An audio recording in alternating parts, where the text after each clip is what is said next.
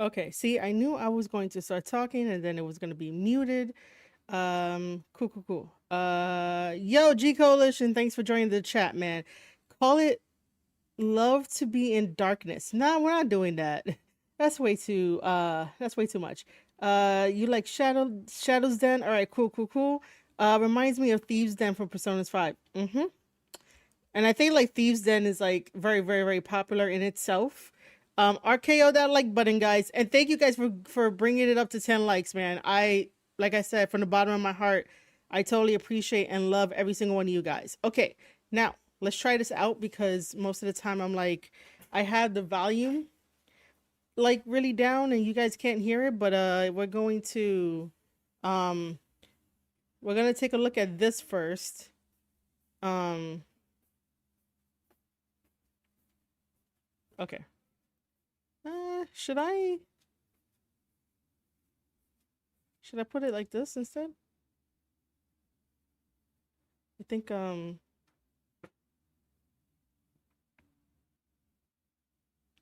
okay. So the reason why we're watching a Vince Russo um mini little clip is because the title does say will All Out cost AEW their TV deal, and earlier I had basically mentioned and alluded to that because AEW is currently uh because AEW is currently hosting like AEW Dynamite tonight, and they're having John Moxley be there live. He's gonna have a live microphone, and for the most part, you know, uh, you don't want John Moxley to say or do something on September 11th, on a very like historic day that we always celebrate every single year of what happened here in New York City, where I'm from, that cost like a lot of lives and stuff like that. But you do not want someone like John Moxley to say or do anything that can hinder AEW from actually achieving their TV deal. And I am like always saying that, they got to be careful. I do not like the antics of what he did during the pay-per-view All Out, where he just puts a bag over someone's head and like suffocates them, and we all saw it in real time. But AEW is not going to acknowledge it at all. They're going to be like, oh, we didn't really approve that, like we don't condone that, but someone approved it, right? And that tells me that if you as a person is not going to think twice about, your fellow human being, a coworker that you go to work with, and you make sure that, they're safe, you're safe, he could wake up in the morning and go to his family. If you as a person can easily just want to suffocate a man because you want to claim it in the name of wrestling, is very, very troubling, is very dangerous, is very bad. Because nobody should be doing that. Nobody should be having that kind of imagery where it's way, way, way too strong for that. There's a reason why television has changed its course. There's a reason why television has not had something so graphic, so violent, because now we know, we have the knowledge of like that's not a good idea to do. You can talk about those issues like on the side, but to have it so much on like cable television, we're going to get so desensitized from seeing that type of extreme violence that when it does happen, we cannot like recognize it, and then we're not really going to do anything, and then we're just going to be numb to the system in a way, so that's why I'm like, yo, John Moxley should not be on AEW Dynamite. John Moxley should be reprimanded. It does not matter if he's trying out a new character. It does not matter if he is trying to method act whatever he saw over his break. Like, you don't do that. If you are so quick to do that, and another thing too is that it does not matter if the wrestler agreed to it, because I'm going to let you know something. This is a little insider knowledge. Not everything gets talked about in the match.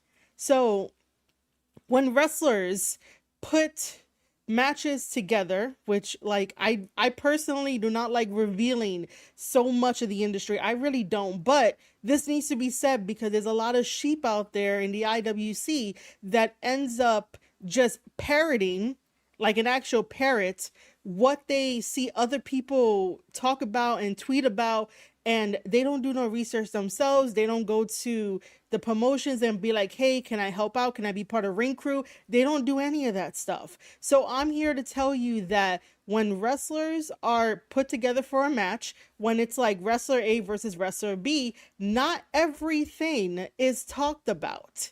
Okay, so bag spots like the one we saw with Danielson and John Moxley, who knows if that was talked about? Now, because I bring it up, you know 100% that someone is going to try to save face.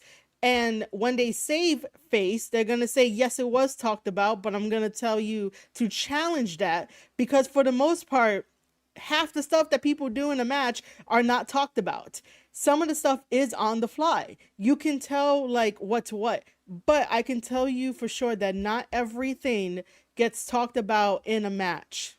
Okay? So I will still be here and say that John Moxley putting a bag over someone's head without a second thought, without thinking that, hey, this might not go over well. Hey, this might be triggering to some. And especially Danielson's family. And I don't like to bring up family from anybody because it's none of my business, because that's his business and that's his personal life. But because Danielson brings in his family and we know his family and his daughter this and like his son and stuff like that, I would just say that like it's really kind of weird that John Moxley didn't think twice about doing that spot, knowing that he has a daughter, Danielson has a daughter, and then all of a sudden you're gonna put a bag over someone's head when your daughter is gonna think that you were her hero.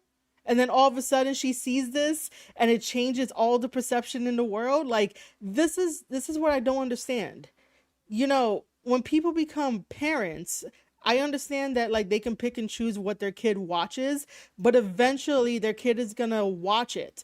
Eventually their kid is going to look at it, and their kid is going to have a lot of questions, and they're going to really question the kind of integrity and the kind of man that their father is in relation to like what he did, which is kind of like mental that these men don't think about that John Moxley thought it was okay to suffocate a coworker, knowing that like his daughter could be watching, knowing that like his daughter might catch it somewhere else, knowing that like if someone at school was like, hey, I know who your dad is and he got, you know, suffocated by John Moxley or something. Like kids talk. Kids are everywhere on social media, but the IWC will have you think that kids are not. When I said in my previous podcast episode that kids basically rule social media. We have Facebook, we have Twitter, we have YouTube, we have TikTok, we have Instagram, we have Threads, we have Snapchat, we have everywhere, right? Kids are everywhere on social media, so they can definitely search for things that you and I can deem that it's not appropriate for them, but they're still going to find a way to do it the same way that we always find a way to do whatever we want to do when someone tells us no. You know, the first time that you wanted to go out and like have a drink with your friends, but your parents were like, no, what did you do? You went to go do it. So there are other factors outside the little bubble of wrestling that the IWC over on Twitter, because it's very loud for no reason, and we have to like at least silence it a little bit. But for the most part, outside the wrestling bubble, kids can get access to anything, and then kids can definitely tell other kids like, oh, hey, I saw your dad on television. You know, he wasn't breathing so well. And again, to go back to the point of like John Moxley should not be live on AEW Dynamite tonight, and John Moxley should not have a live microphone tonight. Tonight is 9/11. Whatever he has to say, let someone else say it. Let him stay in the corner, out of sight, out of mind, and then next week he could do whatever he wants. But I'm just saying that like if I was part of the TV networks, I would definitely be like AEW is not getting a new TV deal after that, because you cannot show that. You have to think about way more than just a little wrestling bubble niche. Everyone loves to say that like wrestling is dying, wrestling is dying. Wrestling has been hotter than it has ever been in years. All thanks to WWE, all thanks to The Rock, all thanks to Roman Reigns, all thanks to Cody Rhodes, all thanks to everybody that is included in professional wrestling. But for some reason, AEW wants to be the ones to fuck all that up and basically be like, yeah, we're gonna, be the alternative in trying to destroy people, trying to send people to the beyond. Because again, I will stand on this because it is very important to talk about. Because it's not right. We shouldn't be doing this in 2024. We shouldn't be having a talk about like morality. We shouldn't be having to, raise concerns and have red flags about a wrestler that we should be cheering on and being like, "Ooh, tell me some amazing stories." Putting a bag over someone's head is not telling a story. It's not. That's like really criminal stuff. It really is. And that passes a line, and anybody could take action. Anybody can be like, "Hey, that totally messed you up mentally." You know, I don't know what else left to say about it, but like the thing is that if you end up staying quiet because a certain section on the internet in the IWC is going to try and silence you, don't let them, because they don't have power over you. Nobody has power over you to stop unless you give them the power to do so. If you believe something in your heart is completely wrong and immoral, speak on it. Research obviously, but speak on it, because you want to make sure that you have like all the right information. um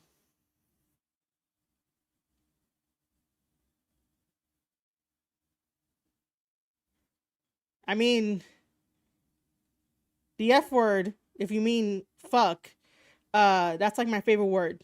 So that's my favorite word. AEW is indie with $1 billion budget. Yeah, we say it all the time, man. We're gonna get to watching this, but I needed to say that again.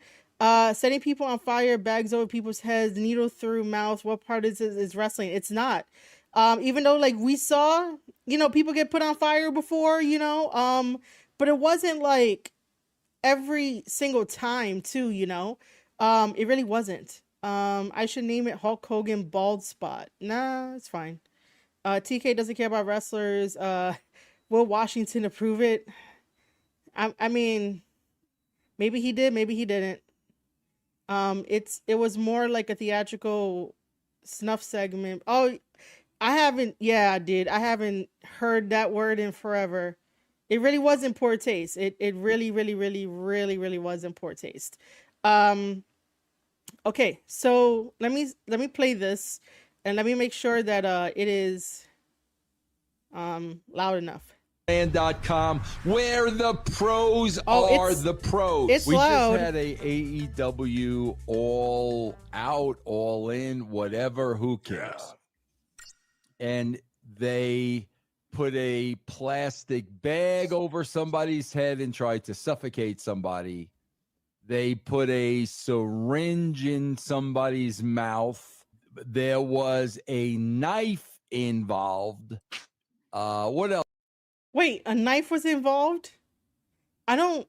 Well, I mean, I saw the clips, but like a knife. Can anybody in my chat like let me know if that's true or not, that they had a knife? I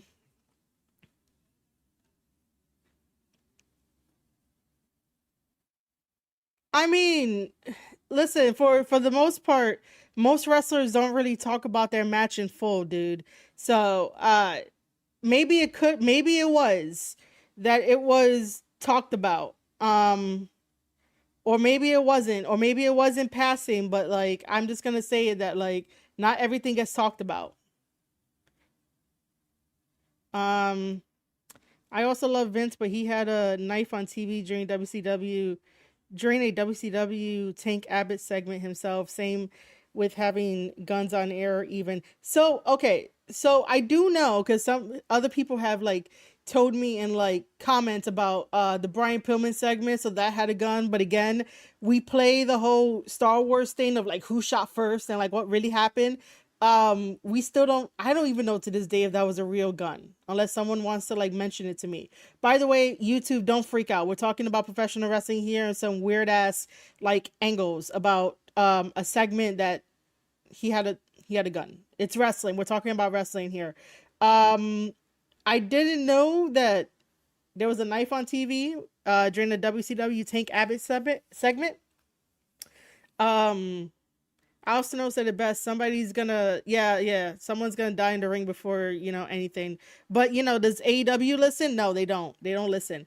Uh, Vince is definitely inconsistent. I can attest to that because I worked at WWE in 2018. I can attest and confirm that Vince McMahon was definitely inconsistent. Uh, he got in trouble with the company for that segment. Oh, okay. Tank Abbott held a knife to a guy's throat and threatened to gut him. They cut away after that. It was nuts. That's a very interesting thing. I might end up, looking for that segment because I did not know that was a thing. Wow. Uh, okay. Else been? Am I missing anything, Brett? Did you cut see off it? for a second? There was what involved? A knife. There was a knife involved at some point. What else been? I mean, those are the big hits right there. The autoerotic asphyxiation heroin addict demo is really up. So we really got to start stabbing each other in the mouth. And they also had arson the week Arson the week before, yes. Earlier in the week. So, we're taking this step to these hardcore CZW, FMW throwbacks to grindcore porn wrestling, like very sadistic for no real reason in the heat leading up to it, especially with characters that are, more pure all-American style or like Yes, I was in WWE in 2018. That's why I can confirm that Vince was inconsistent. hip-hop style. Instead, we're doing these strange things that don't really line up with what's going to be max payoff for any of it. And I put this over on the locker room. This leaves the opportunity for the networks to go, you don't have creative control anymore. We want to see everything before we sign anything that we're going to. Hey, Polar Knights, what's up over on the Twitch side of things? I love the men's cam setup. It is the perfect evolution of beard growth. Okay. That's interesting. We're going to give you money to be on our family-friendly networks when you're pulling this kind of stuff. And even when you have to go, we're not showing it because it's too controversial. It's too scary for the kids at home. Well, fine. I'm not watching it either. So numbers are down. I think they did 157,000 on their C show this week that they want to try and sell to Fox. Well, might be time for another reach out to Jacob Allman to go, hey, buddy, don't do it, So. Well, Stevie, No, I got to cut you off. I'm not going to sit here while you guys denigrate and disparage the safest wrestling company in the world. And 157,000, you're not counting the people that are on iPads, iPhones, Android devices. Those have no connection to the internet that can be tracked. Nobody's tracking anybody, even on 9/11. Nobody's tracking anybody. Stop it. Here's the one question I have. This is the one thing. Forget about all that ridiculous stuff. Here's the question I want to pose. I basically worked on the WWE network. So I basically made the SEO, the search engine optimization, stronger for you guys. So if you wanted to search for like only John Cena matches, that should pop up. If you wanted to search for like gimmick matches, that should pop up. Nothing weird or out of ordinary should pop up in your search. So that's what I did at WWE, was make the SEO stronger for the WWE network. Michelle says, but if you go to Jim Cornette AEW pay-per-view debut and fast forward to now, holy shit, it not changing much. Yeah. Hopefully a little bit later we'll take a look at one of Jim Cornette's videos. And Michelle also says, family geared wrestling. I think that I think that Stevie Richards was being sarcastic when he said that. He was being sarcastic. Hey Luca, how's it going? What's up? All right, ladies and gentlemen, if you are just joining us, I do have a poll that is up. If you guys want to click on the name of the Discord, because I'm going to be making a Discord. The Discord is going to have professional wrestling, writing, and gaming in there as well. So it's going to be like 3 things that I do. So just pick one. We currently have Shadow's Den leading, Shadowverse, Marie and Friends, and then other. Tell me in chat, but please do not forget to vote in the poll, and then also make sure to like this live stream, because the more likes you give it, the better it goes out into the YouTube atmosphere, and it helps to get more people in here, and we could chat more and just know more different perspectives. To you guys, with a TV rights deal hanging in the balance with Warner Brothers Discovery, why am I taking those kind of chances? That's what I'm saying. All it takes been one executive. It could be the executive's wife. It's already been sent. The stooges of you think WWE's not going to fire that shit off, like, just to hurt them? It's already sent. Why in the midst of negotiations, Stevie, are you going to take a chance like that when all one person has to do is see it and it could be deal over, bro? Before Stevie explains his answer, which, you know, he's probably going to give a good answer, Vince Russo is completely right. 100% right. Why would you approve any of that kind of like import taste, really huge imagery for a pay-per-view? Now, the pay-per-view is obviously not on like cable television, but everything gets back to the network television anyway. The network television wants to know, like, how many pay-per-view buys, is this worth investing, all these questions and stuff like that. So, like, why would you try to jeopardize that? Why? I don't quite understand first of all, I don't understand all in, all out, like so close together. They've done that 2 years in a row, right, Ben? Why are you putting these 2 events so close together? Also, you have a special or a pay-per-view, I don't know if it's on Dynamite or pay-per-view, called Blood and Guts. There's no identity attached to this type of wrestling. I mean, I watched a little bit of it during our break between shows. I was expecting Commissioner Paulie and Ron Head and all the rest of the, it's going to be HIV infected needles on a pole match. Yeah. Vince. But yeah, they literally, this was a parody back when I was in ECW of Commissioner Paulie was some homeless person who threw up every time he had to make a match. They had Ron Head, and they had a thing with, a match literally with they said HIV infected needles. We're about a half a step away from this becoming insane championship wrestling. Why are we doing this? It's absolutely ridiculous, and I don't know why we keep allowing this person who really has no idea what he's doing. This is the movie The Toy.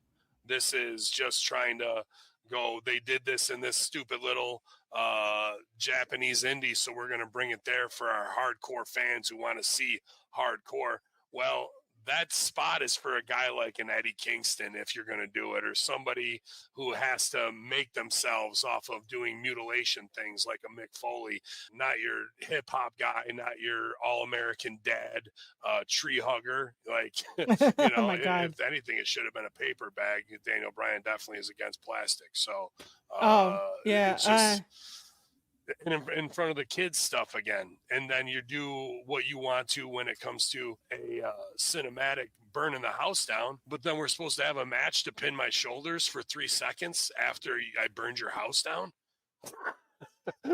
Like, where is the elite, the VPs, the inner circle going, stop, we're not doing any of this. This is going to put our whole company at risk. This is for you and your little fantasy from 6th grade at the lunch table, and this ends now. Otherwise, we're all going to look like fools, and this company is going to sink even faster, bro. And what look does that give the CEOs at Warner Brothers, dude? That's enough to go, we're done here. We're done supporting these guys. Okay, so I keep cutting Stevie Richards off, and if Stevie sees this, I don't mean no disrespect to him. NWA's TV deal went through. Yes, it did. They even had a reality show. Did they? They probably did. My brain doesn't remember. It shows desperation for a TV deal on Tony's part. It does. It really does. Uh, little Japanese indie, FMW that drew 60,000 people with no problem, with no promotion from anything major. I like Stevie Richards as well. He's gonna numb the fans before you know it. Wrestlers gonna have to deal. Uh, Wrestlers gonna have to damn near kill each other. Yep, definitely agree with you on that, Michelle. I do want to quickly mention about the little Japanese indie companies, right? Because as much as I respect the people on this panel, and then like when Jim Cornette talks about Japanese wrestling, and like other people talk about Japanese wrestling over on like Conan's podcast and stuff like that, I do have to mention that like that's not their kind of thing, and I have to remember that like it's okay, we all have different tastes and everything, that they're not gonna get it, but put a little bit of respect. What? How? Okay. I don't know why the moderation is like that, but thank you for, Google moderation. I do, um, I do want to say that like that's not their thing. However, I would like them to give it a little tiny bit of respect. Not every single Japanese wrestling promotion is out there doing death matches and not out there doing crazy ass things. There are like exceptions to the rule. But give Japanese wrestling some respect. My channel is basically Japanese wrestling. Right now we're covering stuff that's happening here in the States. We're covering stuff that AEW is doing all wrong. But for the most part, I love New Japan Pro Wrestling. I love Pro Wrestling Noah. I like Japanese wrestling, and there is an art style, and there is something to Japanese wrestling, and it doesn't need that whole like scoffing at it. Japanese wrestling is just as important as American wrestling, the same way as Mexican wrestling, the same way as European wrestling. Like it's all freaking like together, and it builds a wonderful ecosystem that we call professional wrestling. But for some reason, people just want to like overlook it, step on it, and like just say some really crazy stuff. So I would like it if like Japanese wrestling gets some respect. And if they do not understand Japanese wrestling, I am more than available to explain to them about Japanese wrestling and the ins and outs of what happens in Japanese wrestling, because it is a completely different mindset than American wrestling and the way that they go about in Japanese wrestling. And you cannot, I need to make this perfectly clear. You cannot apply what you as an American citizen understand about American culture, about democracy, about how American wrestling is run. You cannot apply that to Japanese wrestling. You can apply it like here and there, but that's like 1% you can apply to Japanese wrestling. Japanese wrestling has a whole different take on what it means to be a Japanese wrestler, whether they're male or female, what it takes to understand the audience of Japanese wrestling, not any one of us here in the States, but actual local Japanese fans that go to the events and buy the tickets. Like you have to understand that whole entire other subsection of professional wrestling, and I think that Japanese wrestling brings a very interesting lore, tradition, amazingness into the ecosystem that is professional wrestling through and through. So I can definitely explain to them like all this kind of intricate stuff about Japanese wrestling. I would just like them to have a little bit more respect for Japanese wrestling. That's all. Okay, so this is why I love Grapple Vision, by the way, but I do love everyone here that's hanging out with me. But me and Grapple Vision like love Japanese wrestling. I would say that they can definitely be ignorant and don't know what they're talking about when it comes to Japanese wrestling. They really do need see, the reason why you would feel the need to compare it to something else is because you really don't know, and you're not talking to experts and people that know. about Japanese wrestling. You're just hearing it through the sort of grapevine. In a way, I'm going to call it a grapevine. They're hearing it through that, which basically, like, they think that they know everything that goes on over in Japan, and it's really not the same. Hey, Brandon, how's it going? Welcome to the stream and chat. Thank you for joining us. The AEW fans have embraced their identity, which is pretty much being a sicko. Speaking of sicko, I don't understand why, you know, an older guy like Tony Khan wants to like use, you know, a term like sicko, and then like it's gonna backfire. It really is. That because he decided to name the fandom sicko, he has created the most toxic part of the fan base that I've ever seen. Just so you know. Grapple goes on to say, if they want everyone to respect their scaffold matches and bull rope matches, they can stifle the random Japanese hate because they didn't think of explosions first. That's interesting because I've never thought about who came up with what first. I really didn't. Listen, I totally get what you mean there, right? But I've never, in me like watching wrestling and studying wrestling, I've never questioned what came first, because I didn't really care. If explosions in Japan came first, all good. If like, you know, explosions over here came first, that's okay too. And again, YouTube, if I say explosions, we're talking about like deathmatch wrestling. We're talking about wrestling, so don't worry. I mean, listen, I don't know why we created a scaffold match. That's just like super crazy. That's why I think we only have like 3 in the history of wrestling. Bull rope matches are interesting, but then again, that's like a Southern thing. But yeah, I never thought about it that way. My random gimmick is better than your random gimmick because it's not from somewhere else. That's true.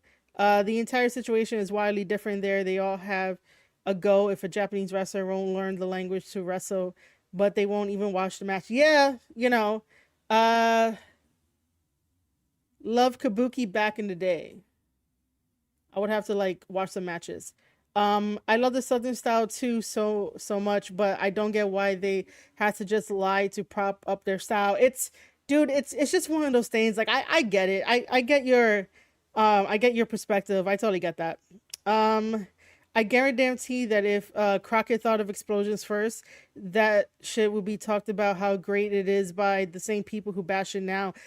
I mean, it's the same way. It's the same way when, like, you know, the scaffold match came about. The same way where like bull rope matches came about, or the strap match. Like everybody like puts those on a pedestal to where like it's the greatest thing that has ever been created. So yeah, I get that. AWA had the Fireball segment in some of their matches. Brody, Kabuki, and a few others. And I believe that like WWE also like the Fireball thing has been throughout wrestling anyway. So like WWE did it, and like I think there was a segment or a match in like TNA did like a Fireball segment. Those are like the 2 that are coming to mind. WWE had to pretend for 20 years that War Games wasn't that great because it wasn't there. Yeah, that's true. Best example of a match being held down and having to finally admit it's good. Yep.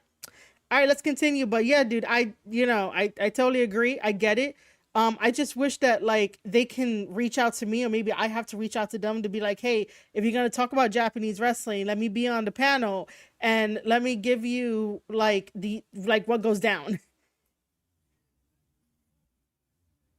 Got quotes from Tony Khan, and who basically put his foot in his mouth at the scrum as usual. So this is him trying to defend it, or yeah, there's twofold. They're talking about the negotiations, which they said on the topic of the status of AEW's talks with Warner Brothers Discovery for a new media rights deal. Khan stated, "Quote: We're still very, very close and exciting negotiations with Warner." Who wrote this? Ben, as Ben would say, who wrote this copy? It's been going on throughout the summer that we've been having these conversations. It's a very detailed package that we're having discussions about. I said, I think it's safe to say I believe AEW is here to stay. on TNT and TBS, famous last words. Hmm. I think that's true for a very long time, and I believe it. I have not put pen to paper. I'm still working on things. It's an exciting time without getting too specific. Well, you're doing a great job, Tony. But while giving everybody that anticipation of things to come, there are really exciting things to come for AEW. Okay, so then on the topic of the violence in certain spots during the show, no quote here, but Khan said that the company has gotten better and better at orchestrating them. So we just told you it's all fake. Khan also stated he did not want to go into too much detail, but the best wrestlers and coaches had worked very hard on the matches on the show. Yeah, I mean, Ben, they did another chair shot to the head with a gimmicked chair, bro. They shaved it. They shaved the chair. Was it rubber? Yeah, rubber chair. Foam chair. Did you see the Jimmy Corderas tweet where he said somebody who was a VP from AEW reached out to him saying that they've been in touch with working with Chris Nowinski? Like the weirdest, like, what is that supposed to mean? How we deal with Chris Nowinski because we're giving guys concussions, so don't worry about it. Stop talking shit to us. Like, what is any of that Don Stevens or Wes Wessington, the other brain trust guy? Chris only comes in after you die and he needs to fix the brain. So what's Chris going to do? Right. You what's going on? And they're watching Jimmy Corderas, who's a 30-year vet and has absolutely every right to have an opinion that should be respected. They can't even get their shoulders down on a roll-up pin, and their friggin' ref is counting while the guy's in a cradle with his shoulders off of that. It's just it's an imitation of what a pro wrestling show should be. Ben, did you see the one spot I did see with Brian and whoever he was working? The referee counted 1, 2, and then tapped the Brian on the legs to kick out. Before the 3, you want 1, 2, hit the leg, and then what? Is this why they have to? Okay, so we've all seen it. Halloween Havoc was king of all gimmicks at times. Yep. Stevie has his biases, but he is far more informed and not as bitter or mean-spirited in his critiques. I'm glad he does panels even with his new obligations. Yeah, I enjoy basically listening to Stevie Richards.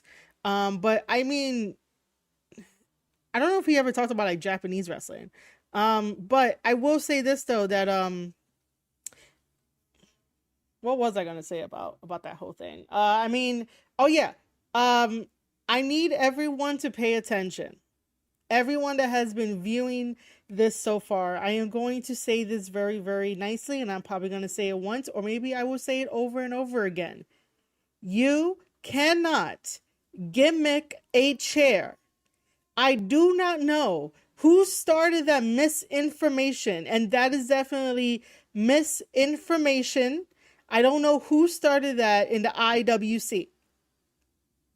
You cannot gimmick a chair. You cannot shave a chair down. So I do not know why the sheep of the IWC, and I'm calling all of them out because they are all sheep. None of them are leaders. There's only a few that I could count on my hand that are leaders that I would trust, that I know that their word means something. But for everyone else that want to follow the dirt sheets, for everyone else that want to be a parrot, for everyone else that wants to try to chase that clout, where did this start about the misinformation about a chair being gimmicked?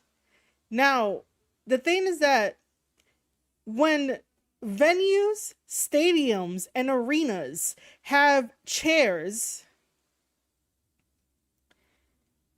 the chairs are either plastic or they are metal. It's like the thing Stevie mentioned where the seat is kind of rubbery. I've never, I'm going to say right now that I've never came in contact with like a rubbery chair. I mean, unless you want to consider like the extra foam on the chair seat kind of rubbery, but like I've never came across a rubbery chair.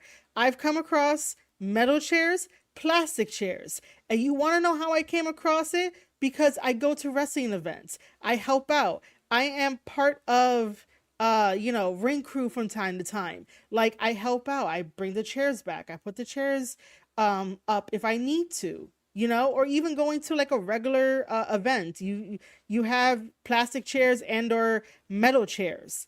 It's a prop kind of a thing deliberately made. But who's buying those though? That's the thing.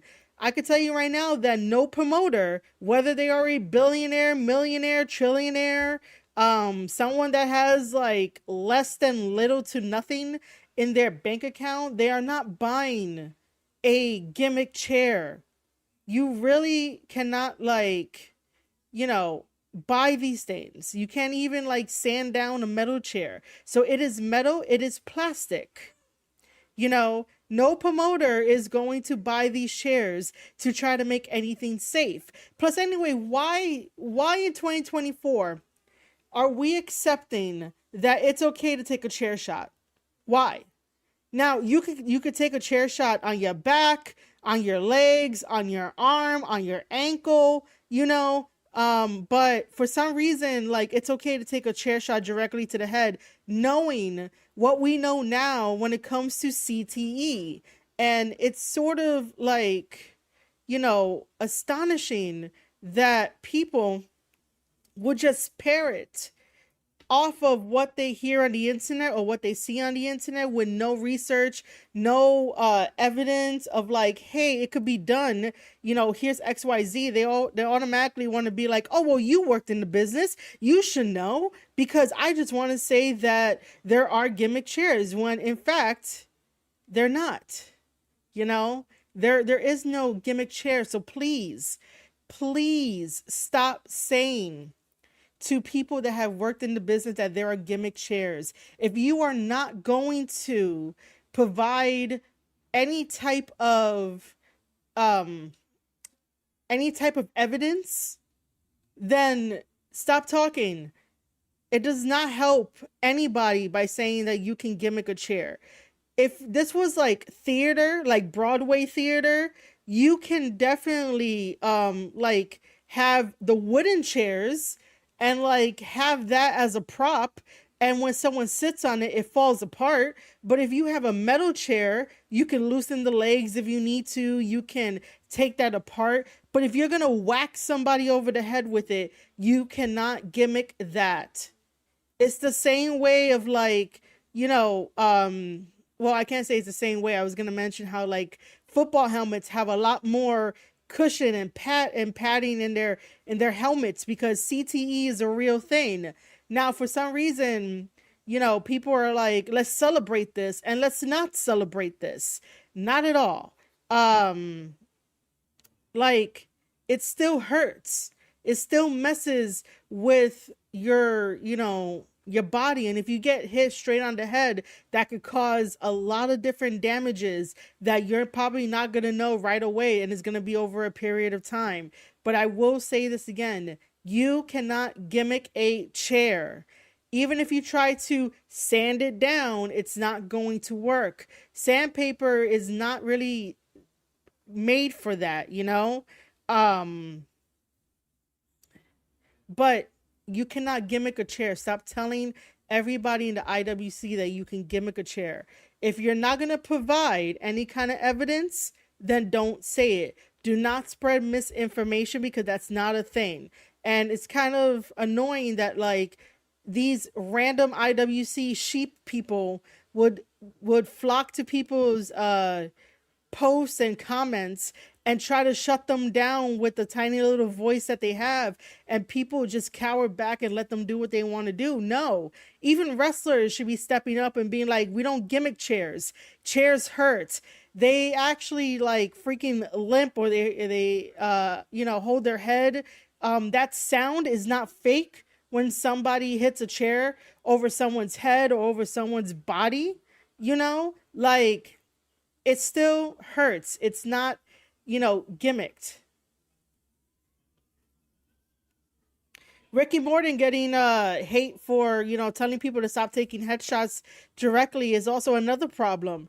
Our problem in the IWC is that we don't push back, and then when we do push back, these accounts that hide behind a profile picture or not even a real picture tends to, you know, not care. And that's a problem within the IWC. And sometimes we kind of group them all together about like, oh, it's all toxic. It kind of is all toxic, but at the same time, like, there has to be something done. There has to be something done about the people who spread misinformation and spread lies and want, what they want. So that way they can see the brutality and stuff. But at the same time, they won't go and support UFC, where that is straight on punch to punch and like really do some really bigger damage than in professional wrestling. Professional wrestling, we should have people that are able to wake up in the morning and not have to worry about if they're gonna feel off, so they're gonna go to like the hospital or something, and then like something like mysteriously fucking happens. I don't understand why this brand of sickos from AEW basically wants bloodshed all the time. And by the way, this is not the alternative we wanted. This was never the alternative we wanted. How is taking a chair shot directly to the head, how is that changing the world? That's not changing the world. How is stabbing someone with a needle to insinuate that they've been drugged? How is that changing the world in professional wrestling? How is trying to suffocate a man changing the world in professional wrestling? It's not. It's not changed the world. I don't know why the EVPs, Matt and Nick Jackson and Kenny Omega, has not stepped in to be like, this is not the vision for professional wrestling or what we wanted. This is not the alternative for what we wanted. Why are they just sitting idly by and not saying anything? Why are they not using their powers, even if Tony Khan like took their power in a way, but they still, have a say in it? Why are they always quiet? Why are they always content and just staying out of the way? That's not what leaders do. That's not what people of a company would do. And you should be very, safety is one of the words, but they should definitely like step in and be like, this is not what we wanted. And everything that we've been told about AEW since 2019, those promises are not there. And then this is more apparent because, again, Tony Khan is basically booking for the sickos, booking for himself. And it's one of those of like, dude, someone is going to end up seriously hurt. And with the sickos going online and telling people that they could gimmick a chair, they're spreading misinformation. And it's like, we have enough misinformation out there, and you want people to go and spread some more misinformation? No, that should not happen. That really, really, really should not happen at all. Chairs hurt. You cannot gimmick a chair at all.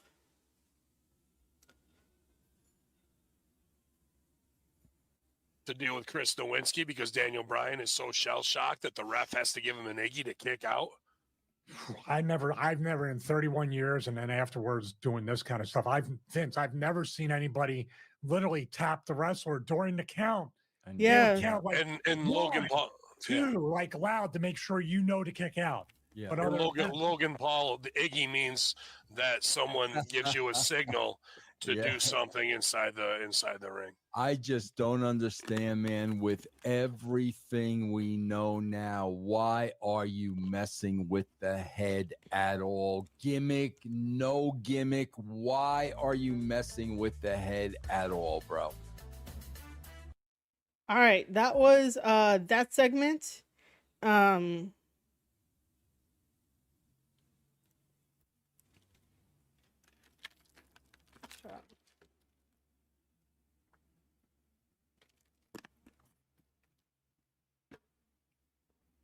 All right, so that was that. I do agree with what the guys say. I do think that if they need someone to talk about Japanese wrestling, I'm always available. I'm always here. Oh my god, you guys could barely see me because of the damn sun.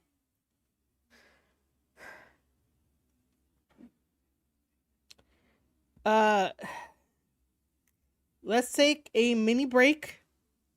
We're gonna watch the Dave Bautista interview last, we'll go to Jim Cornette on his thoughts on Adam Page burning down Swerve Strickland's house, unless I could find something recent, because I've been wanting to get his opinion on like All Out. But it seems like we might have to like really wait for that.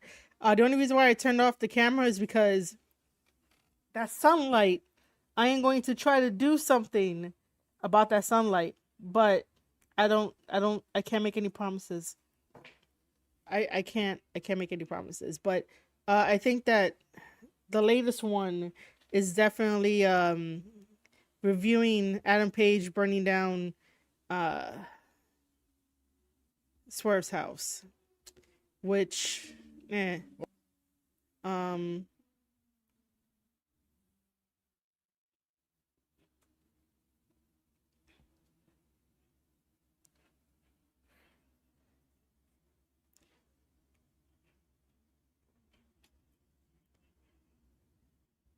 yeah, I know it hasn't dropped yet. I'm just seriously waiting for it.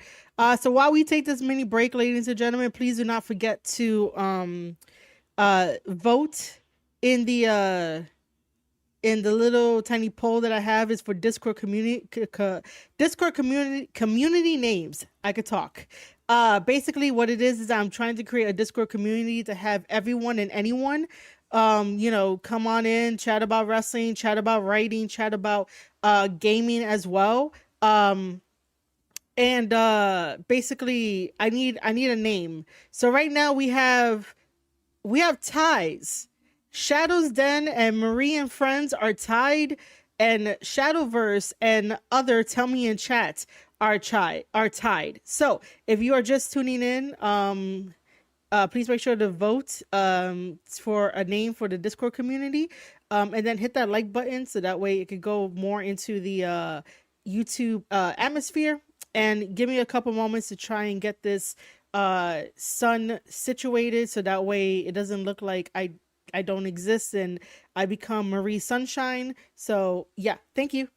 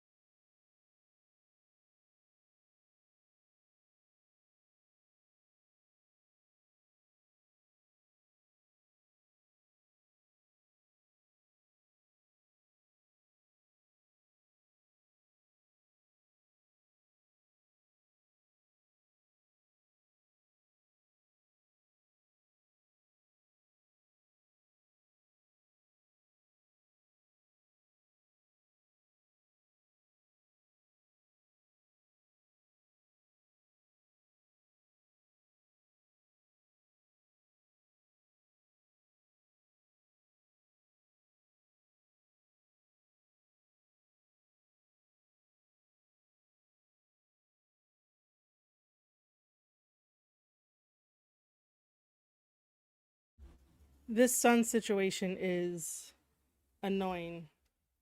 I don't know whether or not. No. I could do this, right? Even though you guys are not seeing any of the stuff that I'm doing. But I'm gonna move. No. Okay, I think you guys get to see. Maybe you guys get to see some stuff. I don't know.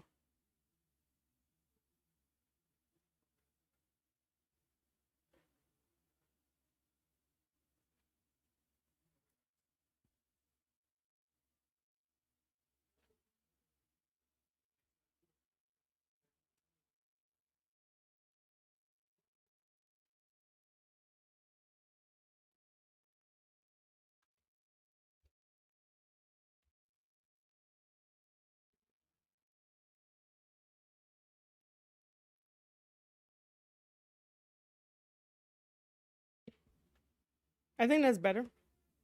All I had to do was just reposition my camera. Okay. Let's go on with this because I don't really think that this should have happened. Okay. Travis does some really cool artwork.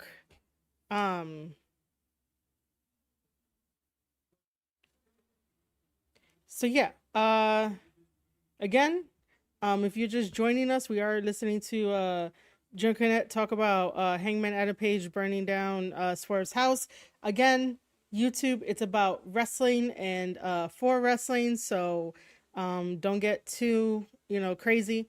And again, if you guys want to be a part of the decision-making process for me when I create the Discord for all of us to join, by all means, don't forget to vote into the poll if you guys have not voted into. Again, I'll just remind everybody that Shadow's Den is tied with Marie and Friends, and Shadowverse and other are tied as well. So if we could get some tiebreakers, that would be amazing. Well, that was certainly a segment on a show with segments, but there was one big one that a lot of people were talking about coming out of this. It was all on the overrun, so I hope you caught it. But before I even ask you, did you see any of the tweets? Oh. Okay, so I stopped it there because I think I remember somebody like sending me a comment, right? A comment that said, "Oh, how would somebody know that this is gonna happen?" Now I know it went to the overrun. Of course, no one's gonna know. If people, even though for the most part, I feel like I'm not really looking into the camera.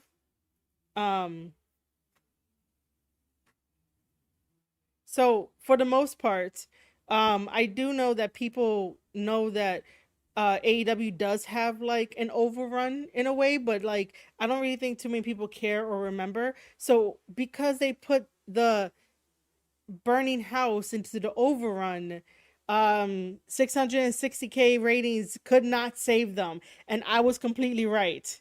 You don't put something like that in the overrun, you put that right before the show ends.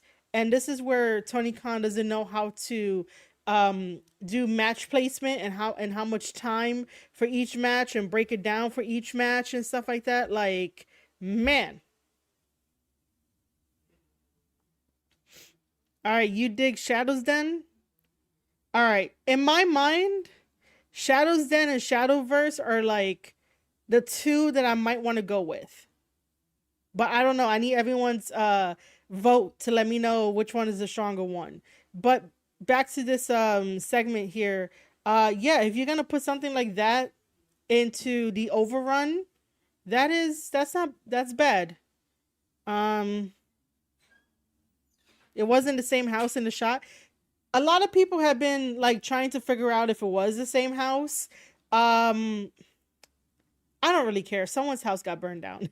I'm just gonna be really, really honest. Like, a house got burned down for story purposes in professional wrestling. I don't really care if it's not the same house, but let's see what he says.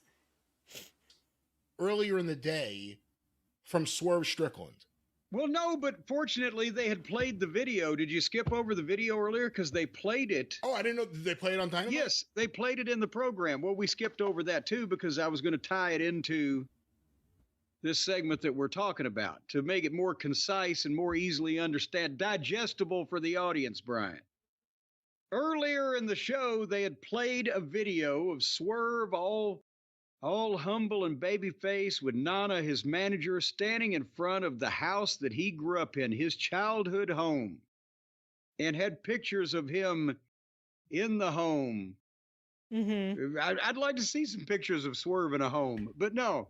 Come on. He had the pictures and he basically, with his new AEW contract, he's finally achieved his lifelong dream. He's been able to purchase the house that he grew up in. It was a modest house, and I'm sure it held many wonderful memories, and they're standing in front of it.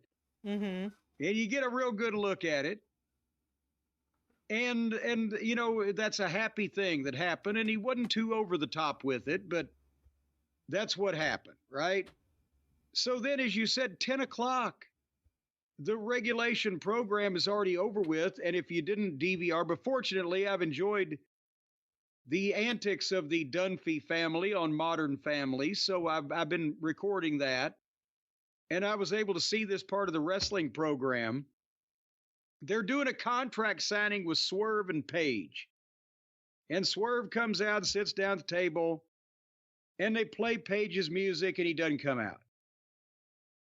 And it's awkward, and then they say, well, I think Shivani, we'll try this again. Hangman Adam Page, and they play his music again. And again, no pay. And the thing, they've established the gorilla position is right behind the curtain. Wouldn't they know if the motherfucker was not there? Especially. I'm just gonna say no. Jim, nobody would know where anybody is at. It's AEW. You're asking too much from the company. Way too much, but I totally get it. I'm just gonna say no. They did not. They don't know where anybody is. Especially if he wasn't in the building and nobody had seen him. I've worked in the television production of these things. You don't intro a son of a bitch unless he's standing at Gorilla. So, but leaving them to this loophole. All of a sudden, Page pops up on the screen. And he's going in the front door of Swerve's childhood home. And he proceeds to do what I can only describe as an audition for a low-budget horror movie. Wow. That he would be the star of, maybe if some of his friends pitched in. Wow. You know, like the do-it-yourself videos that became popular in the early 90s. The Blair Elite Project. There you go, or maybe the Blair Bitch Project. Wow. And he, you know, he's talking, he said Swerve's father didn't love him. Probably told him to shut up so he could hear the TV. He was a mistake. They didn't mean to have him. I tell you, the parents are suffering on this program tonight. The mothers are whores and the fathers are drunken fucking cretins. And he breaks a window as he's, you know, walking through, and then he goes outside on the porch and he gets the can of gasoline again. I'm telling you, if we could do an investigation of the unsolved arsonists or arsonies, the various arson offenses, I bet you some of these people are responsible. They've got a goddamn fetish with this stuff. Tony Khan has funded more arson than maybe anyone in American history. BP. I don't know about that. Like I don't know about that. Oil has not fucking spilled as much gasoline out in public as. So anyway, he pours gasoline on the porch and he walks out and he sits in an overstuffed easy chair out in the yard with the house in back of him. By the way, was that chair in the house and he brought it out there for this, or did he bring the chair with him Well, this is kind of like one of those questions, kind of like the Louisville pooper that we talked about on the last show. And by the way, he's still on the loose. No, is he? He's still on the loose, but they've increased police patrolling in the area, and the homeowner has got police tape that he's put around his front porch, so he hoped that they won't. But yeah, I think the guy's artificially doing it also because it looks runny. I think he's shoving chocolate pudding up his ass and then squatting down and being able to just shit instantly. What? Because it What are doesn't we- look real. It looks runny. But the homeowner did say that it was poop, so maybe he's. What are we talking about? Did I miss something? I think I missed something. Why are we all of a sudden talking about poop? How does poop play into this thing? Is it because of like, I don't know, the gas look like poop, or like how did we get to poop? Giving himself some kind of enema right before he comes up on the porch, because it's just instantly you see from the video. I don't know, but maybe Adam Page could have just done that. Just taking a shit on his porch and left. We weren't going to sub-reference anymore. But anyway, the overstuffed easy chair that is somehow it's not a yard chair. It's a house chair. He's sitting in it, the house in back of him. He cuts another long, dramatic promo while Swerve is having to stand in the ring and emote. And oh my gosh, what can I do? What can I do? And then Page lights the gasoline and the flame goes in a trail behind him like in the movies, because this was a special effect. And it goes up the porch, and then suddenly the whole house just blows up like he lit the goddamn ammo dump at F Troop. And the problem is with all of this, when they pull back and he's in the yard, it's not the same fucking house. It had a Oh. railing across the porch. There was no railing on the other half. People were putting the pictures up on Twitter. Now, are they trying to say, was he out in the backyard? Did he put some type of goddamn plastic explosive in the rooms also to create this? It's fucking phony. See, that'd be the best story ever if all of a sudden next week they come out, he burned the wrong house. There's some Oh. family that he's But then why was Swerve looking at it going, oh, it's my fucking house? He should have been standing there going, you dipshit, you went to the wrong house. By the way, if Swerve lived in Washington, in Seattle, or somewhere in that area, and it's 3 hours behind what it was on the East Coast, and it was 10 o'clock. Why was it dark? Why was it so dark? Because they shot it in Virginia. Where else are you going to find a shitty house like that fucking burned at a moment's notice? And besides that, when they called the fire department and the fire department answered, the guy said, my house is on fire. And he said, whose house? And they said, Swerve's house. Oh God, that's funny. That's funny. So now this guy has burned down, even in the worst of neighborhoods. You know, if you burn down a house, that's approaching a six-figure loss these days, and significantly more in most places. In Washington State, it's expensive to have a house, yeah. Well, I mean, but let's take it, just get a look at the house. I mean, come on. I mean, I'm surprised that with a tornado that came through last week in that neighborhood, it did $3 million worth of improvements. But still. So they burned the man's house down now. Burning down the house. Hey! Fake show. And I'm glad it's over. So Fake show. last week Oh on the my fake God. show, Swerve was clearly the heel, antagonizing Adam Page. Yes. Adam Page finally dressed up that, and then Swerve just came right back at him. I've seen your wife. Made it real personal. Adam Page left. Who's the baby face? Who is the baby face? There is no baby face. I don't know if I'm rooting for either one of them. Okay, I'm gonna have to agree with him there because like there's obviously no babyface. AEW doesn't believe in babyface and a heel. And then when you bring it up, everybody wants to Everybody wants to get on you and be like, oh, they can do whatever they want.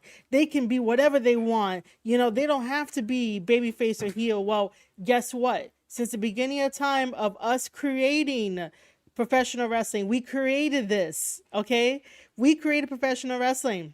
And in order to tell the superhero like stories that you fell in love with as a kid in the 80s and the 90s, and also even a little bit further, and even, more here, you need a babyface, you need a heel.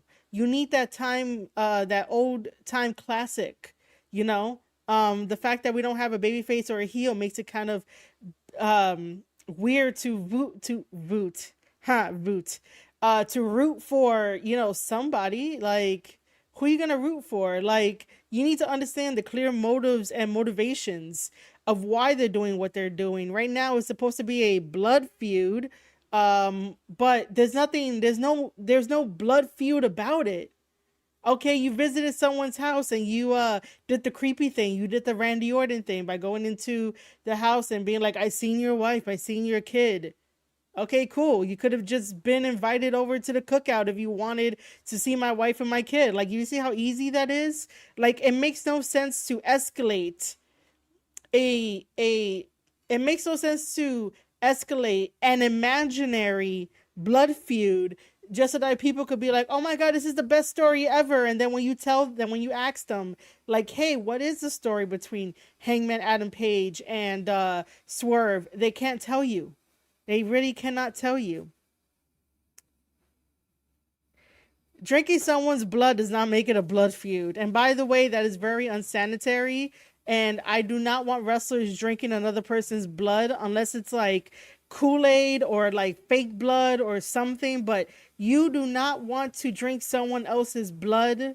You need to get tested if you drink someone else's blood. Like, all the stuff in modern medicine that we know, AEW breaks all the rules as if they are immortals, and they're not immortals.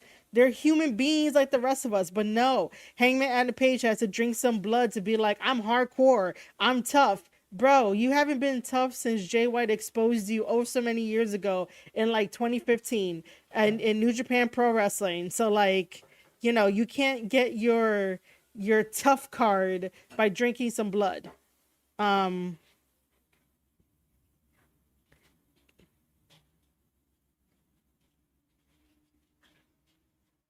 Their feud is who can con the con. That's a very interesting take.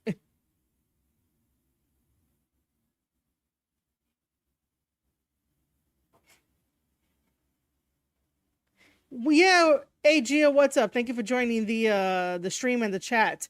That excuse can't go for everything. We did that for what, like the past 3.5 years, 4 years, 5 years, to say that they're just fighting to see who's the best. We can't keep using that excuse. Not at all. Because if when Paige can say, well, I burned your childhood home down, but you terrorized my baby. Remember when he broke in Paige's house and terrorized the baby, the unseen baby in the crib? That's right. Mm-hmm. The unseen people in this house, we have no idea what was happening in this little house. Again, the funny thing would be if they kept the camera rolling and some guy ran up, that's my house! What have you done to my house? Either that or they should have got the special effects guy to do the thing they did with old Jungle Jack off on the pay-per-view and have a guy run out on fire and, oh shit! Oh goddamn! This is not Swerve's house. Swerve's house is that one, and there's like an inflatable knot. I don't even if it was Swerve's house, it could have been Swerve's uncle. Uncle Swerve.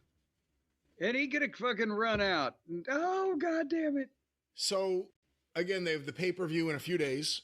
We're not even doing a preview clip because there isn't enough time. The pay-per-view's right around the corner. Well, yeah, and they're announcing main events as we speak. As we speak, so we don't even know what'll happen. But they do this to heat up, quite literally, this feud going into this pay-per-view. Again, this is during the overrun. Dave Meltzer says he studies it and it goes up and it goes down. We've been, it seems like every single week, talking about it being a big loss. Yeah. For everything with Danielson and Swerve. We'll see what happens with this. what do you think is, is this a moment that will propel interest? Is this a moment that's akin to jumping the shark or literally lighting the house on fire? Yeah, I was thinking Shark Week, because even the most devoted fans have to laugh at this, don't they? That they've gone this far and trying to make people believe this shit, and they can't even make the house look the same. See, that's the thing. At least if it was the same house, you could just focus on, okay, they took it really far with this, and there's no cops or fire department or anyone. No one's screaming. No one's saying, what's going on? Nothing. This house is in the middle of nowhere. They're in Wartburg, Tennessee. That's true. That's true. I didn't even think about that. That nobody would react in that way. You look past all of that, but But the sports-based presentation, banger after banger after banger. Oh, and occasionally it burned down somebody's house. Now, if they'd have done like they did in the old days, remember when the guys wanted to heat up an angle, they'd go out and they'd get in a fight in public and get arrested? Now, if he had have burned the house down without permission and somebody called the cops and he'd been arrested for it, it made the news. Now, that would have heated the goddamn thing up. See, this never would have worked, ever, because even though wrestlers hated each other and there were feuds, as we saw with Eddie Gilbert running over Jerry Lawler, if something like this happened, the police would be like, hey, wait a minute. If this ain't real, you better say it now. Yeah. Because we're getting calls. Yeah. Well, burn the fucking house down. Nobody called the police on this, by the way. Yeah, that's why Lawler killed the angle. He had to go out and apologize. Not apologize, but just go out and acknowledge that he was still alive and go out and vow revenge on Eddie Gilbert after he'd been run over because people were convinced he'd been murdered and they were calling the cops and wouldn't stop. But, yeah. We'll stop unless you have more to say about Adam Page, the arsonist. What do you think the odds are that next week old Swerve comes back and shoots Hangnail's horse? I mean, it's AEW, it's Tony Khan. It's not crazy, the idea they would kill a horse on TV. Oh my God. But I would take the under. You want to be under the horse? No. I'd rather be on top of that. In that terms horse. of what I could do over at the wonderful DraftKings app. Oh, see, another thing. They got, sponsored by DraftKings. People were telling me that when I said before that AEW don't get no sponsors, and people were like, oh, well, DraftKings is... Oh, I thought my mic was muted. So, so like I was saying that they were like, oh, there's DraftKings. DraftKings is on the turnbuckles. I don't know what you're talking about. Even people were like, well, Ospreay got sponsored by Assassin's Creed. Well, let me explain it again on the live stream because I explained it and I explained it on the previous podcast episode, which you guys should go check out. But let me explain it on the live stream. And this is for content creators and streamers. And if you are not one of those, make sure to take some notes. Okay. So what happens is that a sponsorship means that a brand will reach out to you and be like, hey, we like your community. We see what you do. We're going to offer you X amount of money for these deliverables. Now, let's plug that into something that we know best, meaning that we know WWE. WWE, the two examples that came to mind, and I'll keep it very, very simple, the same way that I kept it simple on the podcast episode last, which, again, you should go check out. Wingstop. Wingstop called up WWE and was like, hey, we have a budget. What are your plans? WWE was like, here are our plans. Let's work out a budget. Wingstop was like, this plan works for us. They sent WWE X amount of money. And not only did WWE have Wingstop sponsor a particular match, WWE also gave Wingstop the ability to have wrestlers such as Rey Mysterio and Braun Strowman be in a commercial that talked about Wingstop, and they were eating Wingstop on camera, so that becomes a deliverable. So WWE and Wingstop both fulfilled their obligations for that sponsorship, meaning they paid WWE for the spots and WWE delivered on the deliverables. That is a sponsorship. The same thing with the Cinnamon Toast Crunch. Cinnamon Toast Crunch, I believe, sponsored like a New Day match, which makes sense because New Day is very, very, very kid friendly. So the same thing applies. Cinnamon Toast Crunch was like, hey, WWE, what are your plans for us to sponsor a match? WWE was like, these are our plans. Cinnamon Toast Crunch was like, hey, this plan works for us. So Cinnamon Toast Crunch took their marketing budget. Every single company has a marketing budget that they have to spend money on when it comes towards the holiday season, when it comes towards later on in the year. They have so much money and they want to spend it on people to know that they're going to get a return on investment and ROI. And so Cinnamon Toast Crunch is like, WWE, here's the money. We're going to sponsor this match. And the reason why they do this is so that way you, the consumer, whether you are there live at the event or you are at home, you are basically looking at it, the product placement, and you might end up getting hungry. So with Wingstop, there, you're probably like, oh, we should go buy some Wingstop. Who doesn't like wings, lathered in amazing sauces? Like, who doesn't like that kind of stuff, right? So you can either Uber Eats, some Wingstop, go out there and get some Wingstop, and guess what? You're spending money on the product, which means that the marketing money that they spent in terms of sponsorships towards WWE, they're going to make that money back because of you, because you are the return on investment. The same way of Cinnamon Toast Crunch. Who doesn't like cereal, right? So if you see that a match is sponsored by Cinnamon Toast Crunch and you're watching, WWE at home, or you're watching WWE like live, you might be like, hey, I'm starting to get a craving for Cinnamon Toast Crunch. Let's go to the supermarket. Let's buy the Cinnamon Toast Crunch. And that money is going to end up going back to, I believe Kellogg's has Cinnamon Toast Crunch, or the company has it, and that's a return on investment. That means that you went out of your way to spend money, the money goes back, and that marketing budget gets to go to WWE, and that is a sponsorship. Those are healthy sponsorships because they're hoping that the consumer that's watching WWE is going to go out and buy the product. Now, when it comes to things like DraftKings sponsors everybody. They don't sponsor us. Oh, General Mills, Cinnamon Toast Crunch is General Mills. Thank you to Gio in the chat for letting me know, because it was either one. It was either General Mills or Kellogg's. Hey, Gills are fan 444. How's it going? Welcome to the chat. I'm explaining the differences between sponsorships and brand sponsorships, and now we're up to, I should say, affiliate sponsorships. Sorry, I'm up to affiliate sponsorships now. When it comes to DraftKings is basically an affiliate sponsorship / brand sponsorship, but DraftKings sponsors everybody. DraftKings have not sponsored us.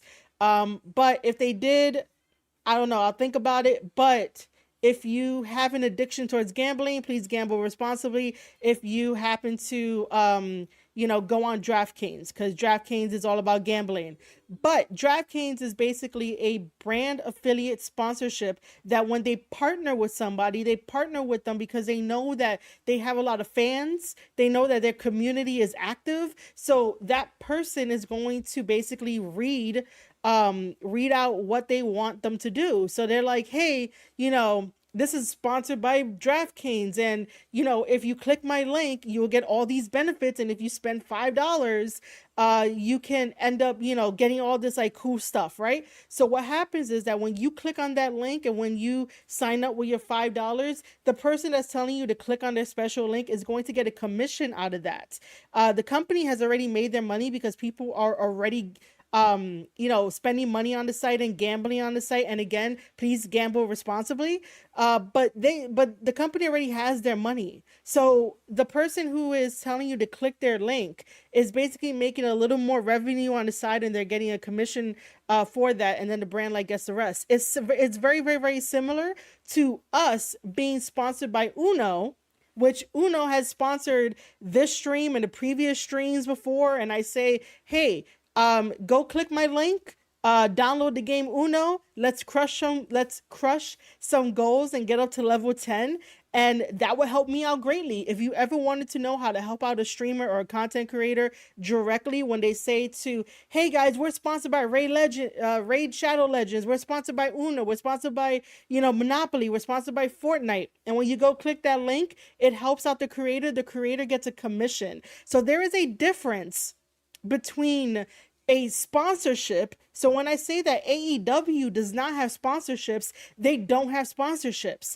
They have collaborations, but none of these collaborations, none of these companies are paying AEW directly to try to get the ROI, return on investment, which means that the consumer that is watching the product to go out and buy the product. That's not happening because, quite frankly, you don't have to go out and buy DraftKings. All you have to do is just get your phone, right? Your smartphone, download an app, probably upload your information, your card information, and bam, you spend $5 and you get all these benefits from whoever link that you clicked on. The link that you clicked on. So like Miro is sponsored, Mansoor is sponsored, Ash by Elegance is sponsored, Kevin Knight is sponsored. All these people are sponsored by DraftKings, and they all get a commission from it. They don't really get like an outright, brand deal.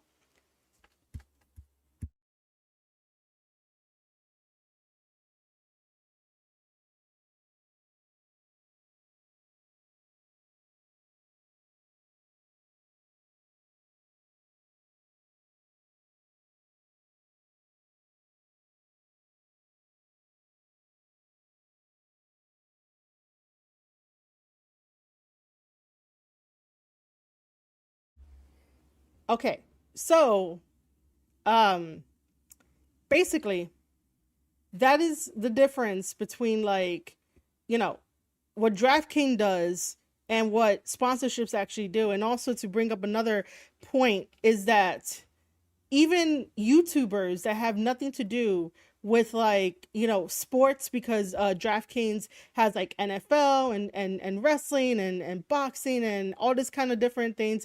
Even big YouTubers that have nothing to do in that space of sports also get sponsored by DraftKings. But like I said, you can go to these sites and sign up and get your own affiliate link for stuff like that. So another example is if you want to tell people to go to the WWE shop and you want to say, hey, they're having 15% off, and if you use my code and my link for the WWE shop, I get a commission from it. I'm affiliate with that. So there are different types of sponsorships, there are different types of affiliates, there are different types of brand sponsorships as well. So again, when I say that AEW doesn't have sponsorships, they don't have sponsorships because no one is paying AEW directly to get that return on investment from the consumer that is going to go out and buy the product. Like, that's not happening. Like I said, no one is going out to buy DraftKings. No one really went out to go buy the game that Kenny Omega promoted, which was Like a Dragon. And Kenny Omega's like, oh my God, I love this game so much. Oh my God, this game is amazing. This is a fighting game. Oh my God. We haven't heard a word about Like a Dragon. Like a Dragon, came out and died. So that was a collaboration. The same thing with Assassin's Creed Shadows, collaborating with Will Ospreay, but it's not going to make a difference. They obviously didn't. I don't think they paid him up front. I mean, they could have paid him up front, but these big corporations, when are they truly paying somebody up front? If we're going to be honest. The time that they had Leatherface on AEW, that was a collaboration. So AEW is not getting sponsorships. And the one sponsorship that they did have, or even the ad that they did have, was like Domino's. But that Domino's was like, "Yo, we're not gonna be on AEW television because Nick Gage over here ended up using a pizza cutter to basically go across Chris Jericho's head in that picture-in-picture thing." So like, they lost Domino's. How do you lose food? I like Domino's.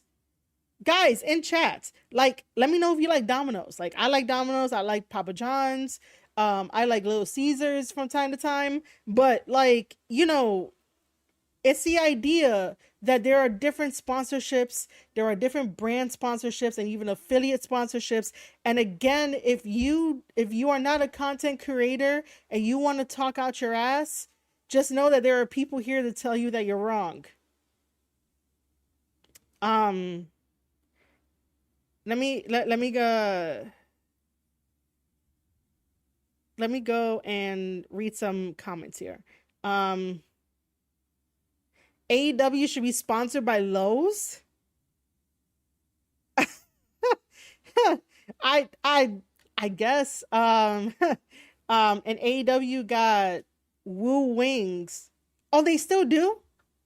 I didn't know they still do, man. Like, what?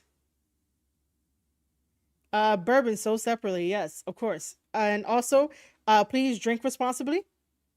I'd rather see you with a Wheatley vodka sponsorship. Oh my god, really? Nah, dude. Nah. Okay, so here's my stance on like drinking. This has now become like 18 and up. But again, please drink responsibly. But I will say that I drink on occasions. I don't just like drink to drink. But if I'm like invited to a party or invited to an event and, there's something to drink there, meaning like liquor, alcohol, I'll just have like 1 cup of something, or I have like 1 shot and I'm good. I don't like over drink, but I would not mind like, trying the whole Wheatley vodka. I think that will fucking burn my throat, but I wouldn't mind. But that would be kind of interesting if I got a sponsorship by Wheatley vodka. I'm gonna have to come up with a jingle for it, But yeah, we're definitely not gonna be taking shots on stream for that. Jim Cornette just dropped AEW's ratings. I bet he's gonna flip out. Of course he is. When's the last time you've seen an AEW star in a commercial? I still see the Chad Gable Otis Cricket Wireless commercial on TV. Yeah. That's a good thing. I don't know.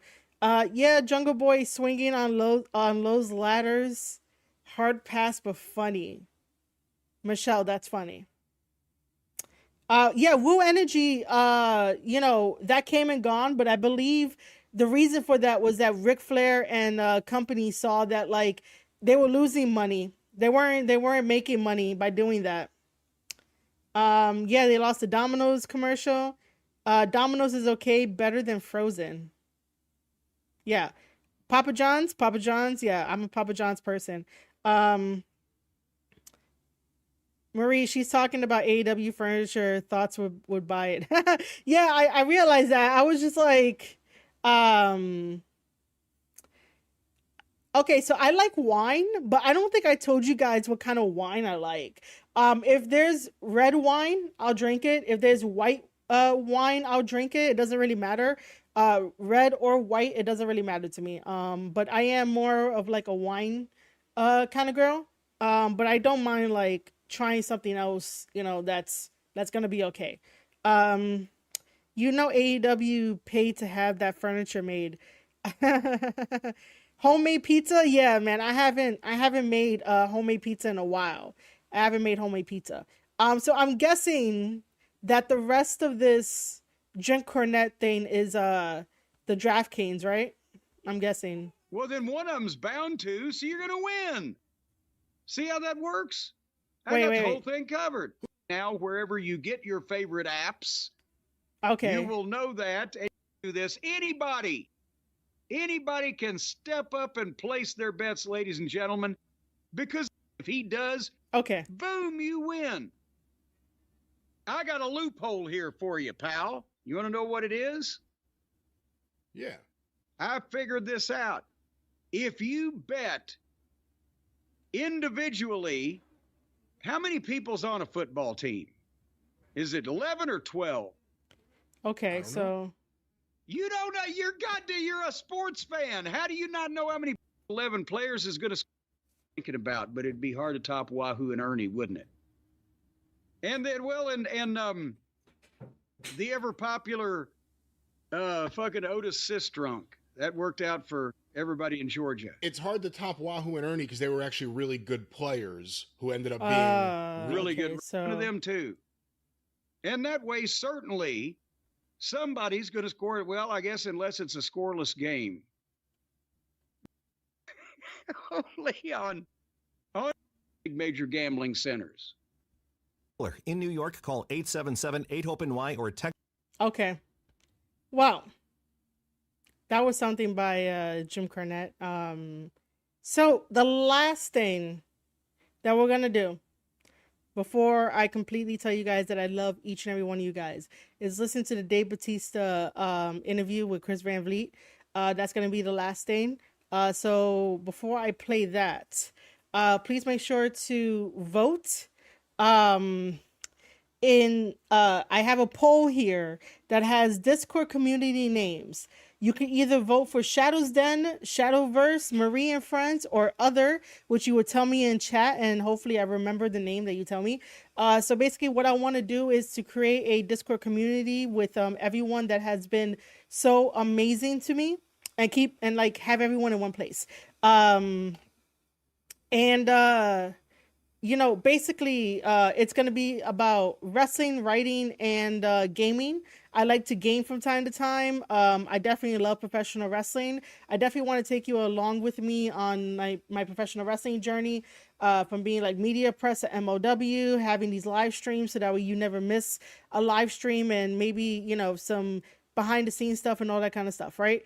The writing, if you guys don't know, I have started to write a cyberpunk sci-fi novel. I want to keep you guys updated on that, and I also do want to write a wrestling fiction fantasy novel as well. So I want to keep you updated on all of that. So this is why I'm asking you guys to please cast your vote if you have not cast your vote yet, for the Discord community names.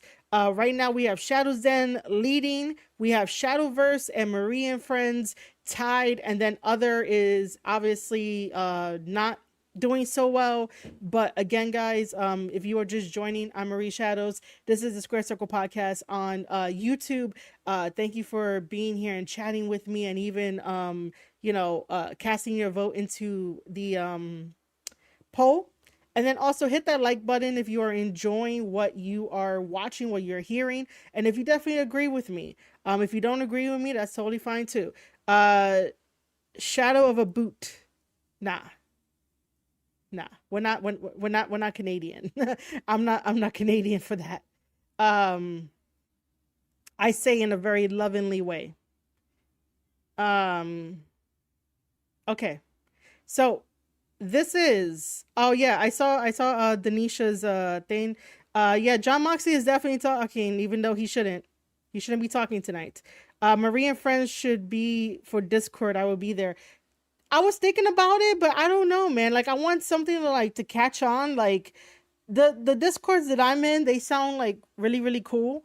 Like, you know, I love playing Grand Theft Auto Online, so I love playing GTA 5, and I've been following the voice actor Ned Luke, who does the voice actor for Michael in GTA 5. He has a Discord community, and it's called Big Daddy's Playground. And I'm like, I want something cool, you know? I was thinking about Marie and Friends just to be like, kind of, I don't want to use like the word cozy, but kind of like nice and, and stuff like that. Like, I don't know. That's why it's kind of hard to choose, and I'm leaving it up to the community and everyone here for it. Marie's Happy Place? Nah. I appreciate that, but nah. Okay. Like I said, this is the last thing that we are watching today. But yeah, make sure to vote inside that. Make sure to vote.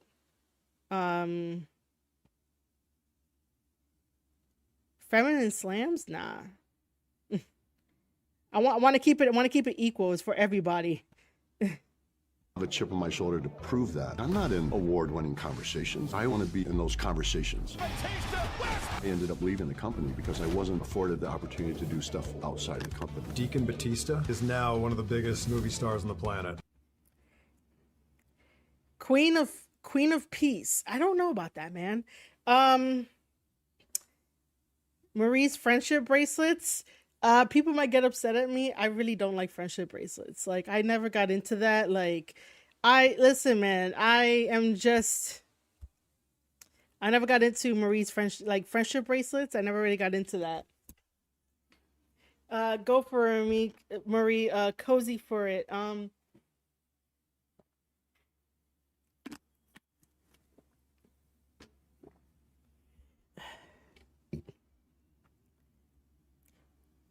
Well, it's up to the community. Let's see what the community says. But then again, I will say this though, that when I created or started creating the Discord, that I would like everyone to be there. The first thing I did think of was like Marie and Friends, just because I was like, you know what, it could just be that. You know, Marie and Friends, it's me and everybody else that has been like helping out so much for the YouTube channel, so much on everywhere else, you know. But like I said, it's for the community. We'll see what happens at the end. So again, if you have not casted your vote and you are currently watching and you're lurking, please just go do so. I don't think about myself like that. I'm just getting started, but I'm coming into my own. Do you feel like you made it to the top in wrestling? No, but I think what I did, I'm proud of it. Have you been slimming down? Absolutely. At 6'4", 240 pounds next to your typical actor, I look like a gorilla. You getting into Evolution. Mark Jindrak, that spot. No, he never had that spot. I got injured. They didn't want to keep waiting for me. They thought they should fill the spot. So this episode with Bautista has been a long time coming. I think we were talking about doing this for like the last year or so. But perfect timing here. His new movie called The Killer's Game comes out on September 13th. It's also the film debut of Drew McIntyre, who was just on the show last week. And if you've ever enjoyed any interview that we've ever done on the channel, could you at least just consider subscribing to the channel? And before we get to the conversation, this episode is brought to you by Factor. Factor's fresh, never frozen meals are dietitian approved and ready to eat. Okay, so you see, Raheem, don't tempt me. I might do that. I might just go with that. Maybe not, but don't tempt me with that. That's pretty cool. Marie's Bodega. Hey guys, I want you to join this Discord community that I made. It's called Marie's Bodega. Like, I don't know. By the way, I stopped it here because this is what I was talking about. You can actually, you know what? Okay. You guys remember when I was talking about, like, you know, affiliate sponsorships? Well, Factor is also an affiliate sponsorship. So throughout my like content creation career and like streaming career, like combined into one, I've been sponsored by HelloFresh, Magic Spoon, Fortnite, Uno Monopoly, Ray Shadow Legends,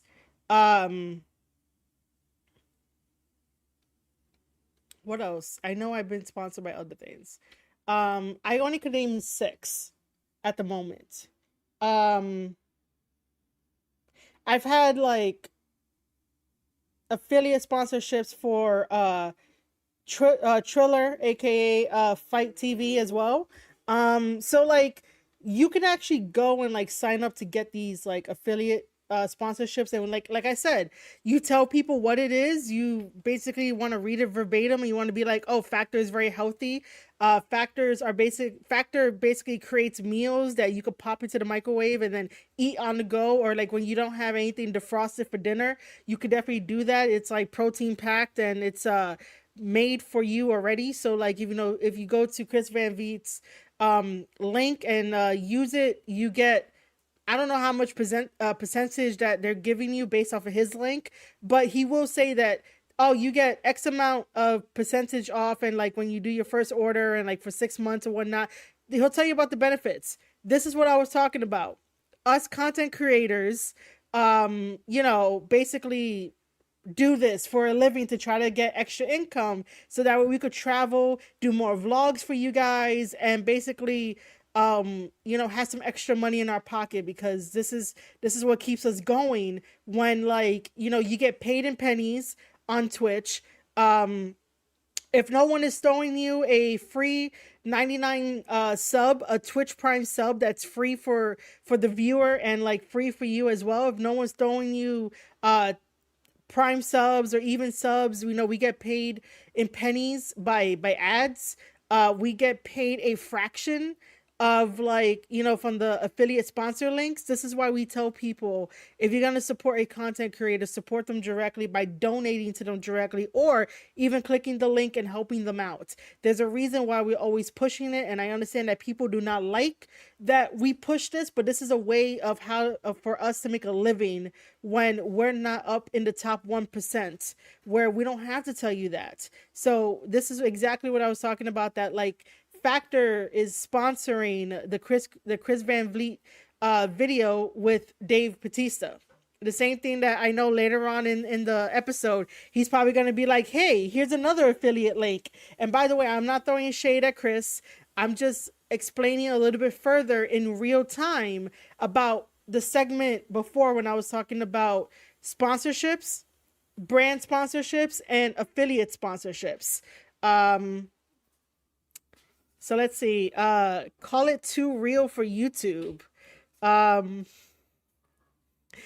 You really want me to create a Discord that says too real for YouTube? That's hilarious.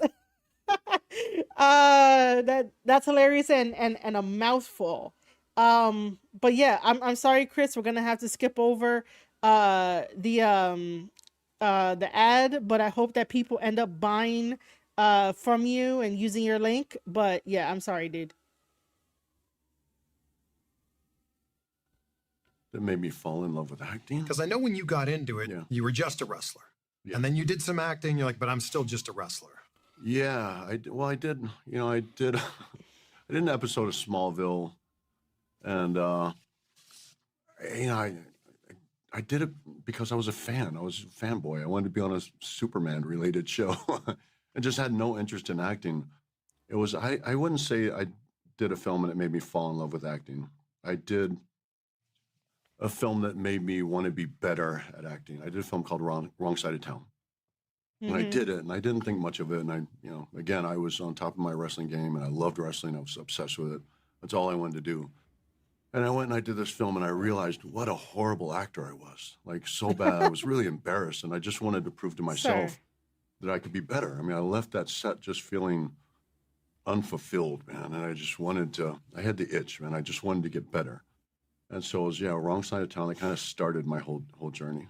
It's pretty crazy to think that Deacon Bautista is now one of the biggest movie stars on the planet. It's weird hearing that. It's weird, because I don't. Wow, that made Bautista uncomfortable. I did not think that you could make Bautista uncomfortable, but that made him uncomfortable. Even though he had to think about it for a second, like, that was. I'll give it to Chris that was clever on his part for him to bring it up that way and for him to phrase it. But, like, Bautista was like, oh damn, like, it felt a little awkward in there. They say that he was a very shy, quiet person in wrestling school. Cornette talked about it. Yeah, I could see that Bautista was like a quiet guy. I could see that back in the day. Now it's just like, I know he could talk. I don't think about myself like that at all. I feel like I'm really just, I'm really starting to break into my own. My career is really starting to. It took all these years to kind of. I feel like I'm just getting started. Like, now I'm starting to get lead roles. Now I'm starting to build on my career, and they're not like massive lead roles. Like, I'm not doing massive, studio, $150, $200 million films. Like, I'm not on the top, so I'm not like a big movie star. Do you want to? But I'm coming into my own. Do you want to be at that level? I do. I do want to be at that level, and there's a particular reason. For one, I really want my company to be successful. But also, I've kind of learned throughout my journey that the bigger star you are, the more you can get things done. It's just easier to get things done, man. People are, it's the nature of business. If people see you as a commodity, they see that you can generate money. Same with wrestling. Yeah. You know, if they see that you can generate revenue for the company, then they'll make you a star. Is one of the hardest things about your position now is saying no to stuff? No, it's not hard You to just say said no no. either. Yeah, no, it's No. not. It's not hard to. I turn down stuff all the time, and it's just, you know, and I turn down good stuff. It's just, you know, I have pieces of a puzzle that I'm trying to put together, and that's kind of the way I've gone throughout my career. I want to do this, I want to do this, I want to do this, and I hope all these pieces will lead to one big, beautiful piece of art. So if we look at the puzzle right now, how complete is that puzzle?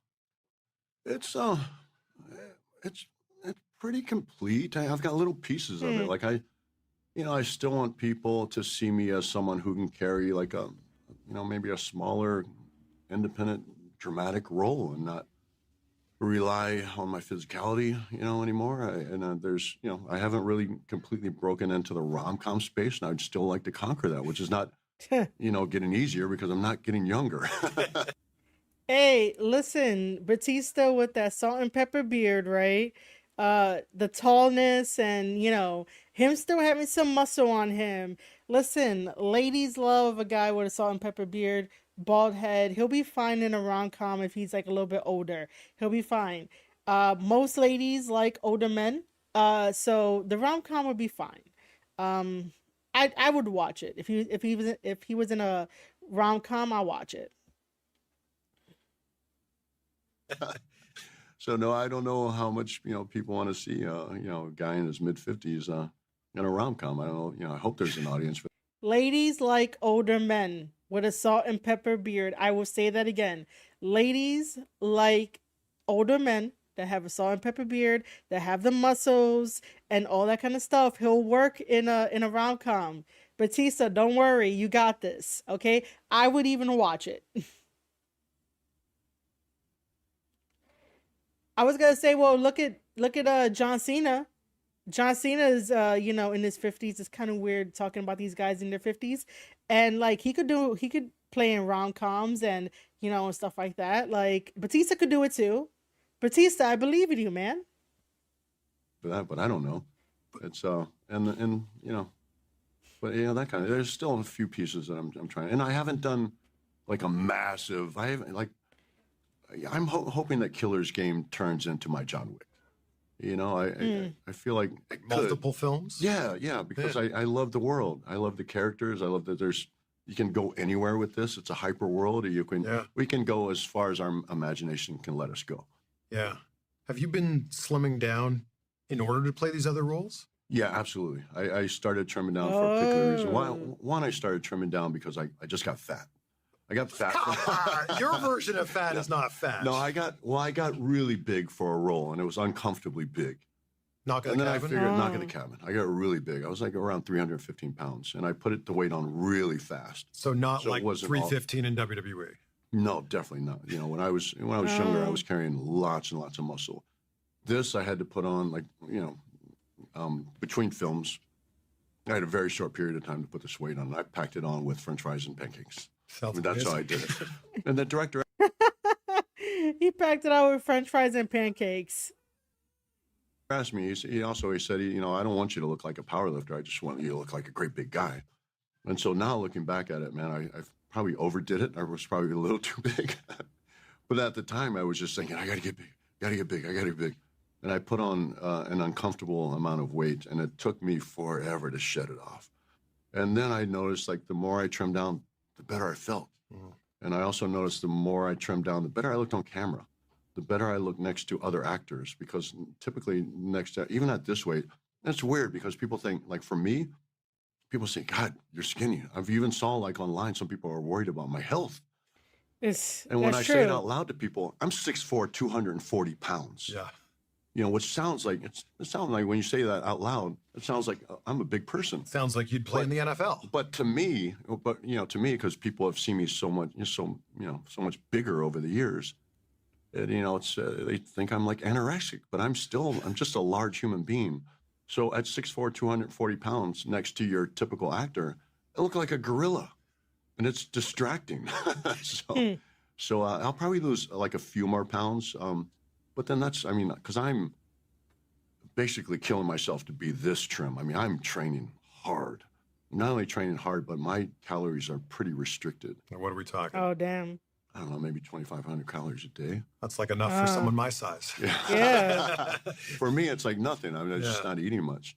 And I'm not starving or anything, but I am like that. I don't like an intermittent fast, so I don't eat for like I haven't eaten yet. It's like almost 1 o'clock. Wow. And then I typically don't eat like. Okay, I'm just gonna say that I don't like that method, but you know, if it works for you, it works for you. But I just personally don't like that method. 3-4 hours before I go to bed. So it's just like a very few. That's a short window. A short window. Yeah. The thing that I think is so great about you is when you say, I'm going to see a Dave Bautista film, that could mean anything. Like you don't have a specific type of movie. Right. So that's great on one hand, but this is like what makes me, a little nervous about, Killer's Game on the other hand. But you're a Swiss Army knife. Yeah. And I hope people see that, but they haven't. So I haven't established myself in this type of role. So it's, I wonder, I still have to guess. I hope that people want to see me in these types of roles, but I just don't know because I'm not established. They've seen me in one action film. I love Dave in that action film. He's got a new one coming out. I'm going to see it, but they haven't really seen me in this type of film. So I'm hoping that their curiosity or they're just, big enough fans where they know that I'm going to put my all into this and they'll be willing to go out and see it. But when we see your, I mean, hold on, we gotta talk about this for a second. Dave Bautista was basically Drax in the Marvel universe for Star-Lord and it's Marvel, right? It's not DC, it's Marvel. He was basically Drax and that was amazing. I enjoyed his work. But then again, I'm a fan of Bautista, so I'm always gonna go like watch his movies and I'm always gonna try to support him in like one way, shape, or form. So he needs to like believe in himself, man. Like, fans are gonna be fans. Movie watchers are gonna be movie watchers, but like he's doing pretty good in like movies. Like I enjoy like his work. The whole intermittent fasting thing doesn't sound healthy. But I will say this, and that what it does is that your body feeds on the stored fat that you have. And then like you eat later on. So you skip breakfast, your body is waking up and the stored fat that you have, your body basically eats it for like the energy and the nourishment. And then you just like eat later on. And then you start your day.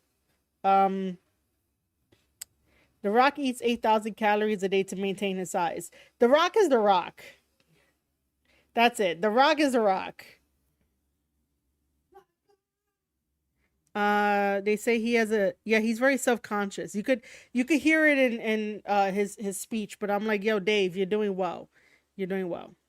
I mean, listen, the people who do intermittent fasting are not doing it to the point where like their organs are gonna shut down. They're not doing that. They are basically skipping breakfast and then lunch they'll be able to like start eating. That's how it goes. But they just restrict like how much calories they're taking. They probably do a lot more like cardio and maybe some workout to get extra burning going and stuff like that. But I totally get it. I totally get it, Michelle, that like it could lead to that, but none of them are doing that. Terry Crews ends up doing intermittent fasting like all the time. So basically, like I said, all it's doing is that your body, when it wakes up in the morning, if you don't eat in the morning, your body is going to start using the stored fat, which is not bad or good fat. It's just that your body is meant to have fat in order for you to like still function during the day. But I do understand that like, fat may not always be appealing and stuff, but your body still needs some type of fat. So if you wake up in the morning and don't eat until like 1-2 o'clock, your body will basically wake up the reserved fat in your body and use that as fuel and energy until like it could get some protein, it could get some carbs in your body. Protein and carbs are probably like the main stuff. I can't think of like any other like words, but don't worry, anybody that does intermittent fasting, they're not doing it to the point where like the organs are gonna shut down. They're not doing that. Yeah, Bischoff. Listen, the transformation of Eric Bischoff is astonishing in a very, very good way. I just cannot do what he does. So in addition to to intermittent fasting, he also does the carnivore diet. Like, listen, I love my meats, okay? Like I love my meats, but I need like rice, maybe some like mac and cheese, and I'm not talking about like all together on like a huge ass plate, but like um if you guys want to know, I am currently marinating a little mini pork shoulder, right? And I am currently marinating it, and I like to have that with rice and some greens, some cucumbers, some spinach, some leafy greens. Excuse me. I cannot like just have the meat by itself. Sometimes I need to have like a side with it. But yeah, Bischoff does intermittent fasting and a carnivore diet, and sometimes he just eats once a day. Um yeah, I mean you can incorporate intermittent fasting like, once once a week, just so that way your body can like filter out some stuff. Um oh, okay, cool, cool, cool. That's awesome because I always like to have a medical uh person in my chat or just somewhere around and be like, yo, I have questions, let me ask you some questions. So like I would, I love that. um yeah, you do gotta get your glucose levels and your hydration levels as well. That's why they say that when you wake up in the morning, don't just have that first cup of coffee. Make sure you drink some like water, like a cup of water, or maybe like 2 cups of water, before you have like your first cup of coffee.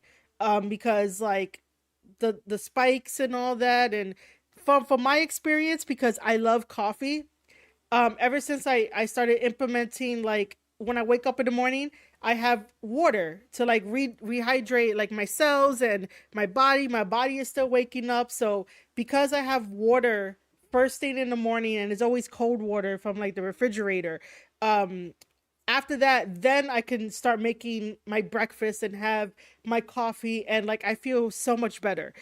Before that, it was breakfast and coffee, and I was always thirsty afterwards, so I decided to switch it up, and like I feel way better doing water first thing in the morning, and then breakfast and coffee like right afterwards. Um yeah, I used to have my Fitness Pal. I just stopped using it. But yeah, I used my Fitness Pal, and that helped me a lot to like lose weight in the beginning. Um s-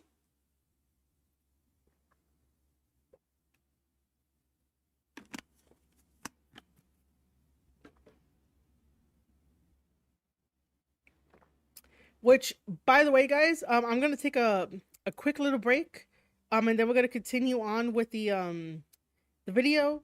But yeah, I'll be right back. Make sure to hit that like button and vote in the poll. But I'll be right back.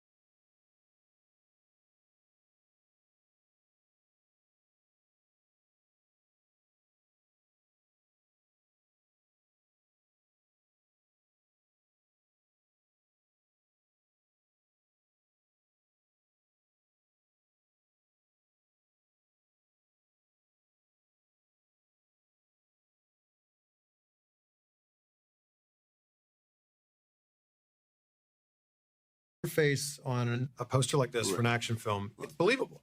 You go, oh yeah, of course, he's an action star. I hope. But it's still, it's weird because I always tell people, like, I'm not really sure where my audience is, because I've been kind of all over the place with my career, and a lot of the fans who were, real hardcore fans when I was wrestling, they love me because they love that character. And obviously I'm not that character in person, and also because I've aged and I'm not jacked and I have gray hair and I have a bald head now. I don't know if they still, are invested in me, but again, it's always, maybe it's a little bit of my insecurity. I don't know, what does the Venn diagram look like of wrestling fans and Dave Bautista movie watchers? I'm sure it's pretty big. Hope. Hope? I just don't know. It's always, I can never tell. I don't know. Do you have a lot of people that still come up to you now talking wrestling? Like, oh man, I remember this match. Most of the people who come up to me and recognize me are from wrestling. Mm-hmm. Wow. Wrestling fans. Wow. And I think it's because, and sometimes it takes them a second because I do look so different from when I was wrestling. But I think it's because most of my bigger film roles, I've been in heavy, heavy makeup, and they don't make the connection. We think about my Marvel, obviously Drax has been my biggest success on screen. Yeah. Most people have seen Marvel films, Guardians of the Galaxy films, the Avengers films. But to make the connection when you see Drax and do they see me, I don't know. I think hardcore fans or people who are just really into it would know. But I don't think your average person would make the connection. We'll get back to the conversation with Bautista in just a second, but this episode is brought to you by eBay Motors. Passion. Didn't I call it there'll be a second type of affiliate sponsor link in the video? eBay Motors. Oh my God. Same concept applies. But I'm sorry, buddy. I'm sorry. But also, I will say this, and again, I have nothing against Chris, right? Chris is doing what any other content creator and streamer would do. But if I'm gonna be honest, right? You got to know your audience. You can't just throw any affiliate sponsor link out there and think that it's gonna take. You have to know your audience, so that way your audience your audience can believe that you believe in the product that you're trying to sell them, right? Of course, we think about eBay. Everybody goes to eBay for something, right? Whether that's for trading cards, for working on their car because he wanted to do eBay Motors. But I just want to put that out there as not no shade or anything like that, but you need to know your audience. When you know your audience, that is when they're going to spend the money and click on the link and help you get the commission and the revenue from that affiliate sponsor link. From anything that I have ever learned about doing affiliate marketing and having brand sponsorships and being like, oh, this video is sponsored by this video is sponsored by that. I wish that wrestling content creators can have more good affiliate sponsorships in the space, because we know our audience. Our audience is very, very, very niche. If I started doing more for WWE stuff, I bet that,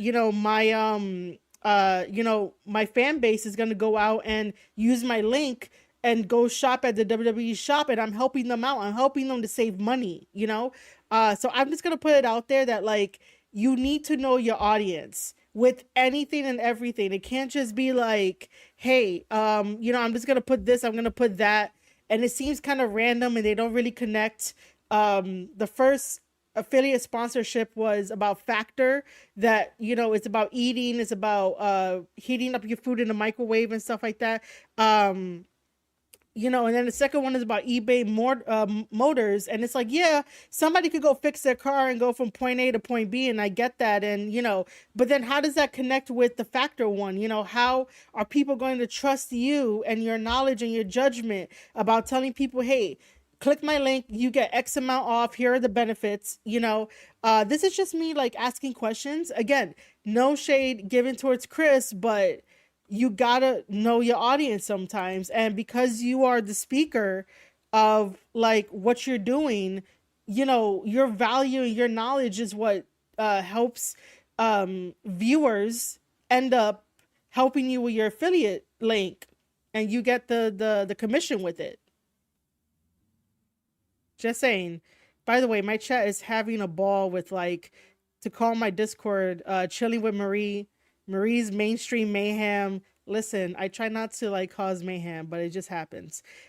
She does like wine, so chilling is good. Chilled wine, chilled Marie. Chilled Marie. Listen, I like fall. Okay, I like fall. I like August stuff. I like winter as well. But I guess chilled Marie.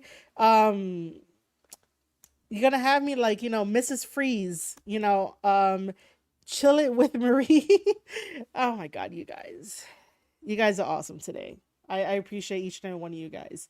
But listen, the poll, as soon as we're done watching this video and I give like the outro, the poll is gonna end. So if you have not voted, please go do so. Shadow's Den is in the lead. Shadow's Verse and Marie and Friends are tied, and of course Other is not really there. Seasons of Marie. Nah, we're not doing no Seasons of Marie. It always surprises me, yeah. It always surprises me that people... So where were you, for people who don't know? Well, before I got Drax, I was broke again. But I think people... It's weird because I don't know how people thought that I was brought up. But when I was a kid, we were, a lot of times we didn't have food. Me, my mom, and my sister slept in a basement of a house in D.C., and we all shared one bed. I didn't grow up with money. I grew up with less than no money. I had a pretty rough childhood, and I was broke until I was well into my 30s. And this is what led me into wrestling. I was broke and had 2 kids, and I was bouncing, and I couldn't afford to buy my kids Christmas presents one year, and I had to borrow money to buy my kids Christmas presents. And I was so humiliated that I said, I got to make a change. I got to do something. I didn't have... I forgot he had kids. By the way, I forgot he had kids. Many choices because I had no education. I was a high school dropout. And so I started, I was an athletic person. I was enormous. And I thought, I'll give wrestling a shot. And I failed in my first attempt. And then I paid someone to teach me how to wrestle. Alpha the Wild Simone, God rest his soul. It was so heartbreaking that he's passed away. Yeah.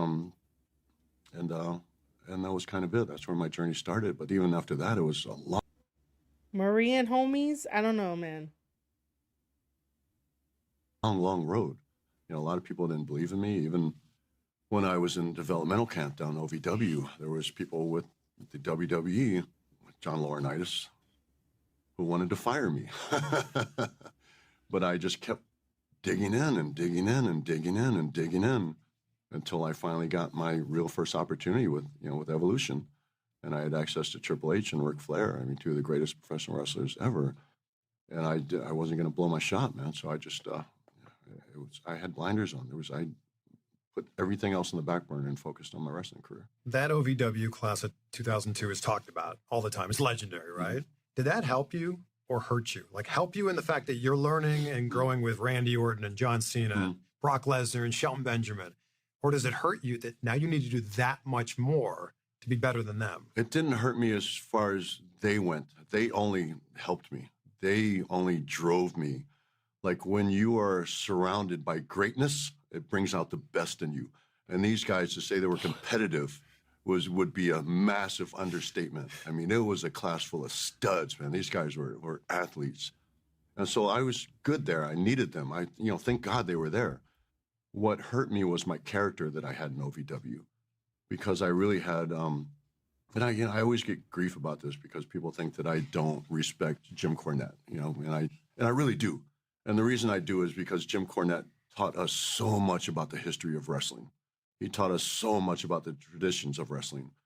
But I won't back down when I say that career, that character, it stunted my growth in OVW because I had nothing but squash matches. That's what I did. Leviathan? I went out in 2-3 moves and my matches were over. I had Goldberg matches.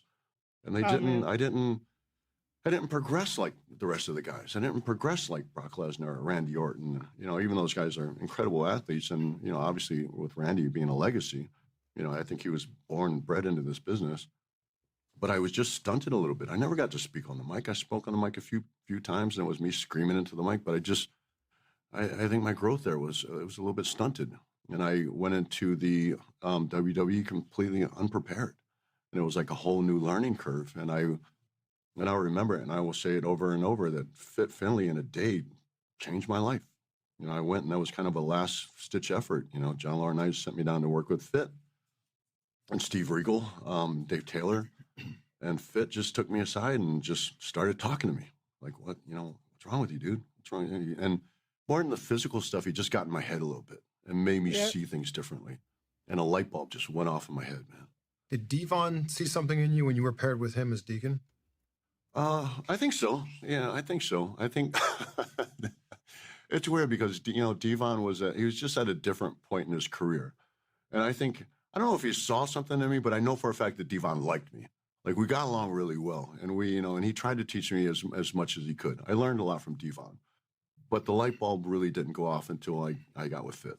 The light bulb went off. What's the story behind you getting into Evolution? Because Mark Jindrak had that spot. They even filmed, no, he never had that spot. But they filmed something with him, right? That was after. So after I got injured, so I was with LVW and I got injured, and I was out for a while, and they didn't want to keep waiting for me. They thought they should fill the spot, so they were testing out Mark Jindrak, and they did film some stuff with him, and they just decided it just didn't work as well, and they wanted to wait for me to come back and be healthy.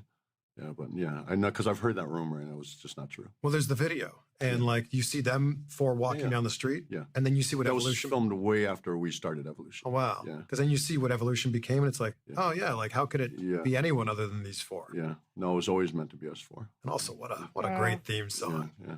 Oh man, that theme song's so good. Yeah. Do you remember when you heard your theme song for the first time? Yeah, I remember. I didn't. I don't think I liked it, but you know, it changed a little bit through the first couple of years. And I think when Saliva got a hold of it and laid down the lyrics and everything, it just was, I loved it. That's when it pumped me up. Are there certain lyrics from that song that you really relate to? When you walk alone. I do. You know, I'm somewhat of a loner, but also at the same time, like, you know, I have people I'm very close to that, you know, I love and I depend on. You know, I know that I can do things on my own, but I like having people there. You know, it's just that I have I'm not a very outgoing person. I'm not a super trusting person. So my circle is very close, you know, but I love these people, which is why I think if you talk to people close to me, they'll tell you that I'm very generous with them, that I'm very loving to them. I don't hold back. Like I wear my heart on my sleeve. If I love someone, I tell them. You know, but, you know, it's people close. And I also, you know, people that are close to me, I hold to a very high standard. I expect a lot out of them, you know, and sometimes they might seem like pressure on them or like I don't know, too demanding. But it's just because I love them. I see something in them. I am on my way to the top. Nobody's going to stop me, and they need to pick it up and come with me. You know, they need to strap on their boots and say, man, we're going to do this all together. We're all going to grow together. It's crazy that you don't think you're already at the top. No, I'm not at the top. I know for a fact I'm not at the top. I guess I'm on a mission. But isn't there that whole thing that then you'll get to the top and then you still will think there's another mountain to climb? And no, I don't think it's that. I don't think it's, you know, if you get to the top and there's, you know, you get complacent or maybe you see another mountain. I think this is the way I've done my career. When I am doing something I love, I put everything into it, but it always leads to something else. It leads to another avenue. So even if you feel like you may be at the top of one thing, I guarantee you it's going to lead you to something else. So now where I'm at is, like, I was just an actor and I wanted to be an actor and I wanted to be the best actor I could be. And I still want to be that. Yeah. I still have a chip on my shoulder to prove that. Like, I'm not in award-winning conversations. Like, I want to be. I don't care about the awards. The awards, you know, it doesn't matter. Like, you know, accolades don't matter to me. But I want to hear people talk about me in that light. Like, I want to be in those conversations. You know, I don't need a trophy. You know, it doesn't mean as much to me as being in the conversation. Say, you know, like, Dave's that good. Dave's proven himself that good. Dave can step on stage with this person, that person, all the best in the world. Like, I want to be in those conversations. But, like, I wanted to do that. And that led me into, now I want to be a part of the process. I want to be a part of, I don't want to be somebody's bitch. I don't want to be an actor, go to your trailer and wait till we're ready for you. Okay, come when you're ready. All right, go to your trailer now. I don't want to be that guy. I want to be involved in the process. I want to be involved in the creative process. I want to have some say-so on my characters and story arcs, the whole thing. So that led me into producing. Now, same, because I was always acting to pay the bills and wanted to produce, but because I was always so busy acting, I couldn't contribute as much as a producer because I was down there and I was letting people down. I was disappointing. So the solution to that, start my own production company, hire people that can pick up the slack for me when I'm not available. So now I want my company to be successful, and I have people depending on me. So now it's a whole different ballgame when you start employing people, and people are really counting on you. When you're providing livelihood for people, that's a whole different type of pressure. What does your process look like when you get a script? When you're becoming that character, where does it start? And it depends on whether I'm not afraid to take a role. It's a smaller role. How about Joe here? So that was a whole process because this script had been around a long time, and it had come to me twice before we finally got it and said, we're going to make this. But when it came to me the first time, I don't think it was comedic at all. It wasn't really kind of a rom-com type film. It was more of a straightforward action film. But I got it, and I thought there was something there. So typically, if there's a script like this, if you were a movie director, you would take Bautista over The Rock. Yeah, I can agree to that. But then again, even though Bautista right now is explaining, what do you call it? How he takes a role and whatnot. I just think that there's a role for Bautista and there's definitely a role for The Rock. Sometimes you may have to tell The Rock, it's not main character energy sometimes, all the time, but yeah, it does depend on the role.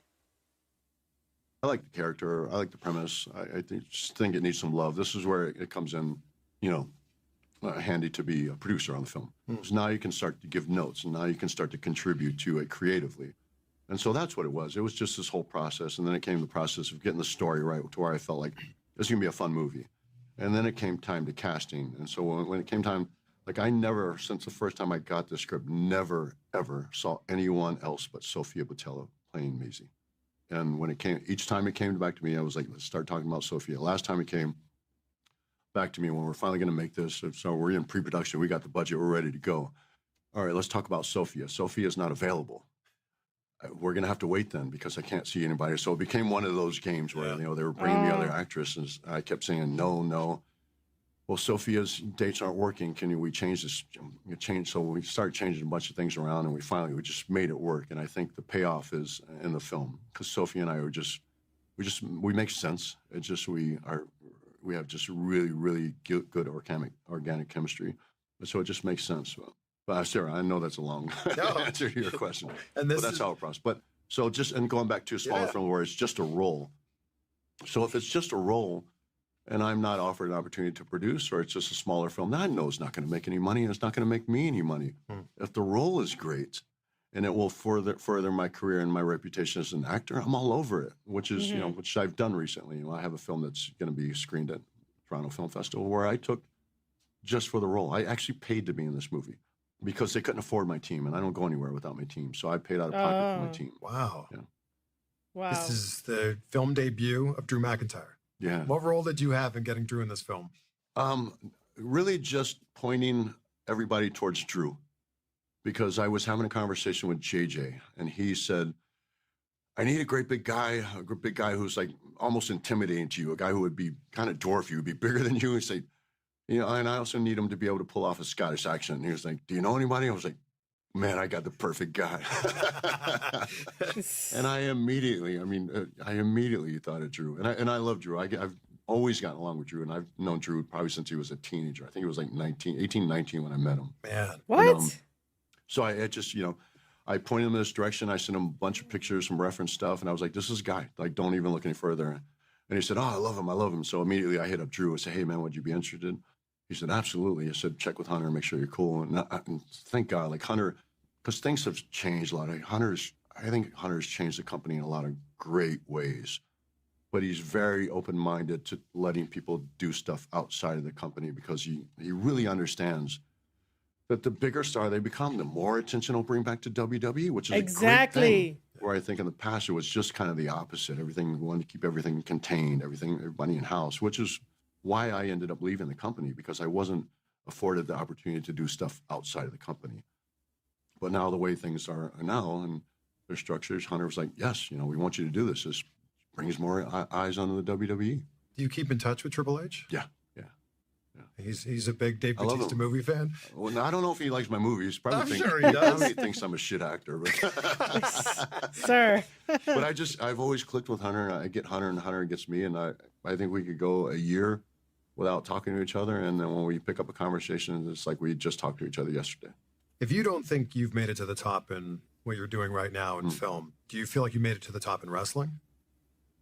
No, I think if I had stayed longer, I might have. There's a part of me that always thinks, right guy, right time.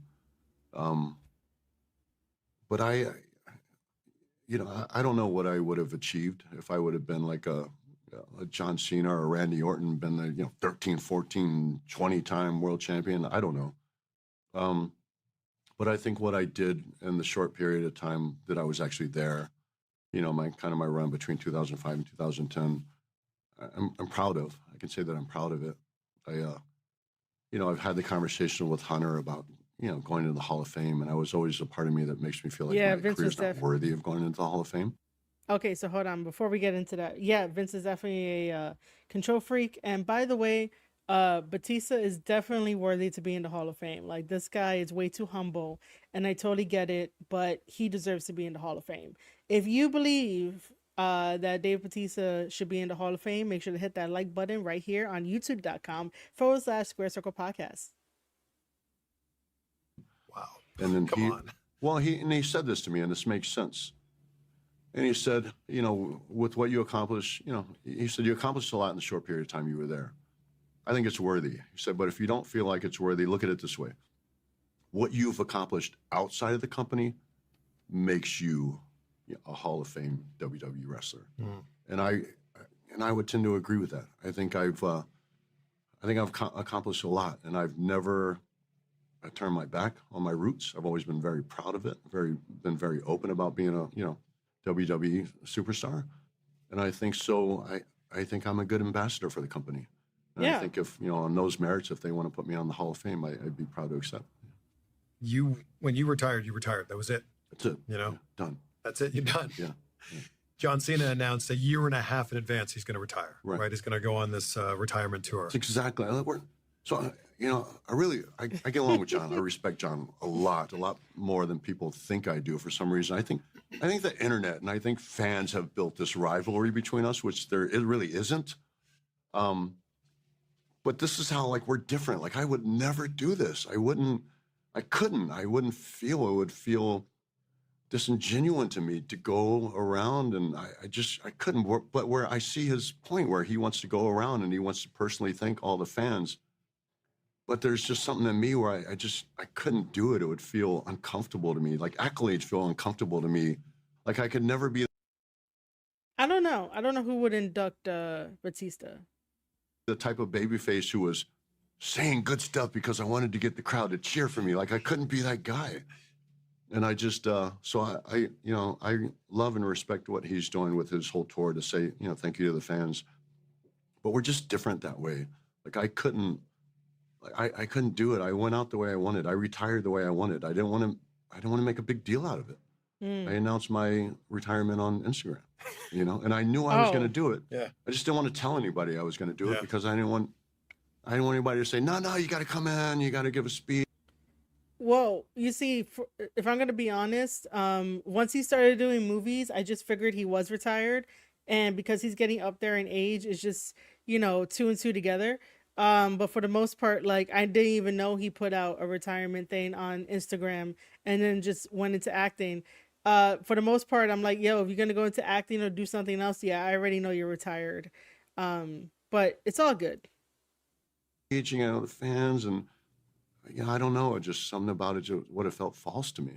And I couldn't do it. Speaking of Cena, Let's take it back to the Royal Rumble when the botched finish, right? Yeah. You're standing there in the ring. Yeah. What's going through your mind when Vince runs into the ring and you don't know what's happened at the time, but he can't stand up? The whole day I thought I was getting fired. The whole day it was just a nightmare. They didn't tell you were winning? No, I knew I was winning, but what happened was, so I think we were in Bakersfield, but I think we were in San Francisco the night before. And so I stayed there. Instead of driving to Bakersfield, I stayed there because my mom lives there and I want to stay and I want to spend time with my mom. So I got up the next day and I drove and I was really late to the show. I was really late to getting there. And I knew that I was supposed to go over that night and it was like a big deal and I was going to go to WrestleMania. And Vince thought that I was being super disrespectful by showing up late and he was pissed. And I thought he was going to change his mind and was going to change like the whole storyline. And so I got there and he reamed me out as soon as I got there. But then the match and it was botched and I totally take blame for it because I went over. I knew what the finish was and I just went over. And thank God we landed when we did kind of, at the same time. Yeah. It was a miracle. And then when I saw Vince coming down, I was like, getting fired. Most of my career until like later in my career, I throughout my career, especially in OVW, I thought any day now I'm getting fired. I was just so happy to be there. At what point do you realize he's torn both quads? I think like later on, I didn't realize during the match, I didn't know why he was sitting there. I had no idea what was going on. And I was just worried about the match. And then they got him out of there. I think I found out later on. And the funny thing was, so I think, I can't remember where we were at like the next day, but it was the next day. And I got to the building and somebody immediately said, Vince wants to see you in his office. And I was like, here it comes. So I went to his office and my heart is beating. I'm like, just in my head, packing my bags. And I walk into his office and he's sitting, he's got his crutches beside him. He's all bandaged up. And he walks in and he just starts laughing. And he's laughing like at the top of his lungs, ha, ha, ha, ha. And I was like, you're not going to fire me?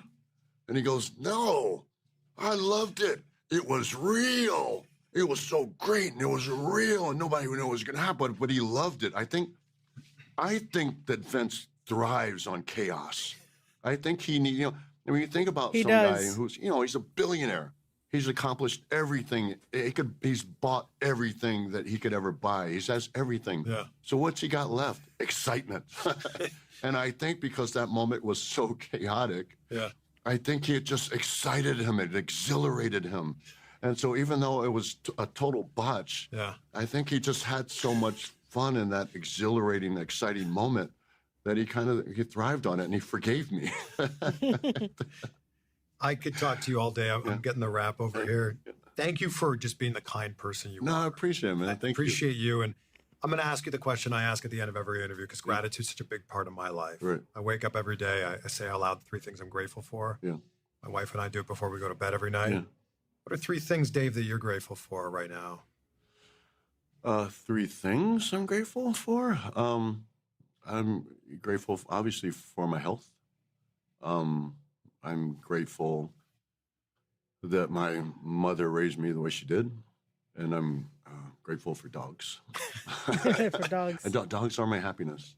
Dogs are my happy place, are my joy in life. Dogs are my therapy. Dogs are everything. If you can't appreciate the simplicity, the curiosity, the innocence, and joy that dogs bring to the world, then you're just a despicable human being. How many you got? I have 4. Amazing. Yeah. You're the best, Dave. Yeah, thanks. Thank you so much, Chris. Yeah, it's always a pleasure, man. Thanks, brother. Great to see you. Thank you. All right, guys, that was the end of the interview. Of course, like I said, no shade towards Chris, but I just wanted to talk about, affiliate sponsorships, marketing, brand sponsorships and whatnot, because it seems like the IWC always wants to try and think that they know when they really don't know, and they don't ask the right people about certain things like that. So I just wanted to bring that to awareness. Now, it has, I'm gonna shut off my face cam for a bit, but it has come to my attention that this is the end of the stream.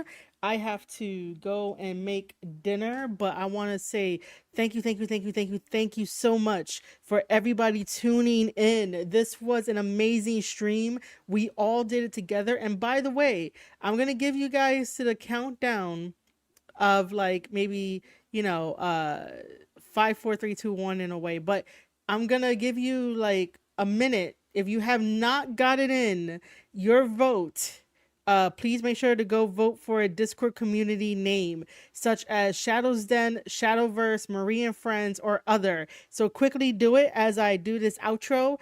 Basically what I'm eating today, it's some chicken nuggets and fries because I'm having the pork shoulder marinate overnight. So that way tomorrow I can have some shredded pork with some rice. So that's what I'm having for today. I'm just having something simple. I have to go make dinner. But for the most part, please get in some last minute votes if you have not gotten that in yet. If you have not liked the stream, please like the stream right now. Or you could always do it on the VOD, but I would appreciate it if you do it, now. That's amazing. I do want to say thank you, thank you, thank you, thank you so much to everybody that tuned in.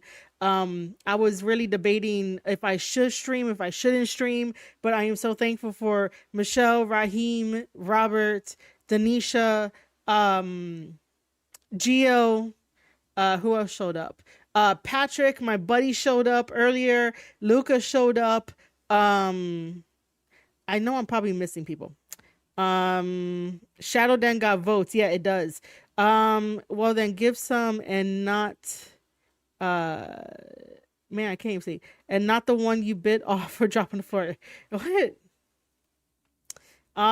We had an amazing conversation today, ladies and gentlemen, and I want to thank you so much for that. I can't even go back and access who else was in the chat with me, but we had an amazing conversation. I really love doing this so much. Thank you so much for helping me and helping the brand and helping each other and everybody else to get one step closer, because we are trying to get into the YouTube partnership program. So we're almost getting there. Oh, you're talking about the chicken nuggets? Oh, okay. Yeah, nah, dude, if it falls on the floor, I no longer follow the 5-second rule. Okay. I throw that shit away. Anyway, ladies and gentlemen, thank you so much for tuning in today. If you have not listened to any of the other podcast episodes, please go make sure to listen to the podcast episode and all of the back catalog before, because I always have opinions and thoughts about professional wrestling, and I will always try to bring awareness to make sure that professional wrestling is safe, and also wrestlers are safe as well. We didn't really get into too much of the Ricochet and Will Ospreay thing because that was just a disaster of a promo. I'm gonna end the poll right now. So yeah, Shadow Den did win. Shadow Den won by 46%. Shadowverse got 20%. Marie and Friends got 20%, and other got 13%. So the community has spoken. Shadow's Den is what it's gonna be, and I'm gonna be working on the Discord as well. But yeah, the Ricochet and Ospreay thing, that promo was bad. We listened to Bautista. Bautista is an amazing person to listen to. He's way too humble, but I'll tell him to always keep his head up, and he got a good head on his shoulders. Vince Russo, I enjoy listening to him as well. I enjoy listening to Jim Cornette as well as that too. We're not going to do a recount. We're going to be totally fine. It's going to be called Shadow's Den. And inside, I'm going to have like the bodega where you guys are going to hang out and like chat and whatnot. And that's what we're going to do. By the way, I really do love my thumbnail, so that's why I'm just having it on display right now. But ladies and gentlemen, have a wonderful, wonderful night. Even though today is, 9/11 and stuff, it's going to be okay. Think of the happier times. You're still alive. And yeah, I just wanted to quickly say that. And also it is AEW Dynamite. If John Moxley does or say anything, I know somebody will, tell me, but I don't think he should be talking at all tonight on AEW Dynamite. If you are going to watch AEW Dynamite, enjoy AEW Dynamite. The next stream, I am not sure when that's going to be happening. Maybe during the weekend. If not, stay tuned to all my social media, such as @Marie_Shadows over on Twitter, or even the community posts right here on youtube.com/Square Circle Podcast. Anything that I want to promote will be down in the description below and also pinned in the comment section. So with all that being said, ladies and gentlemen, thank you for tuning in to an episode of the Square Circle Podcast. And ladies and gentlemen, I will be seeing you guys next time. Thank you guys so much for today's love. I love you, love you, love you. Be safe out there. And I'll see you guys on the next one.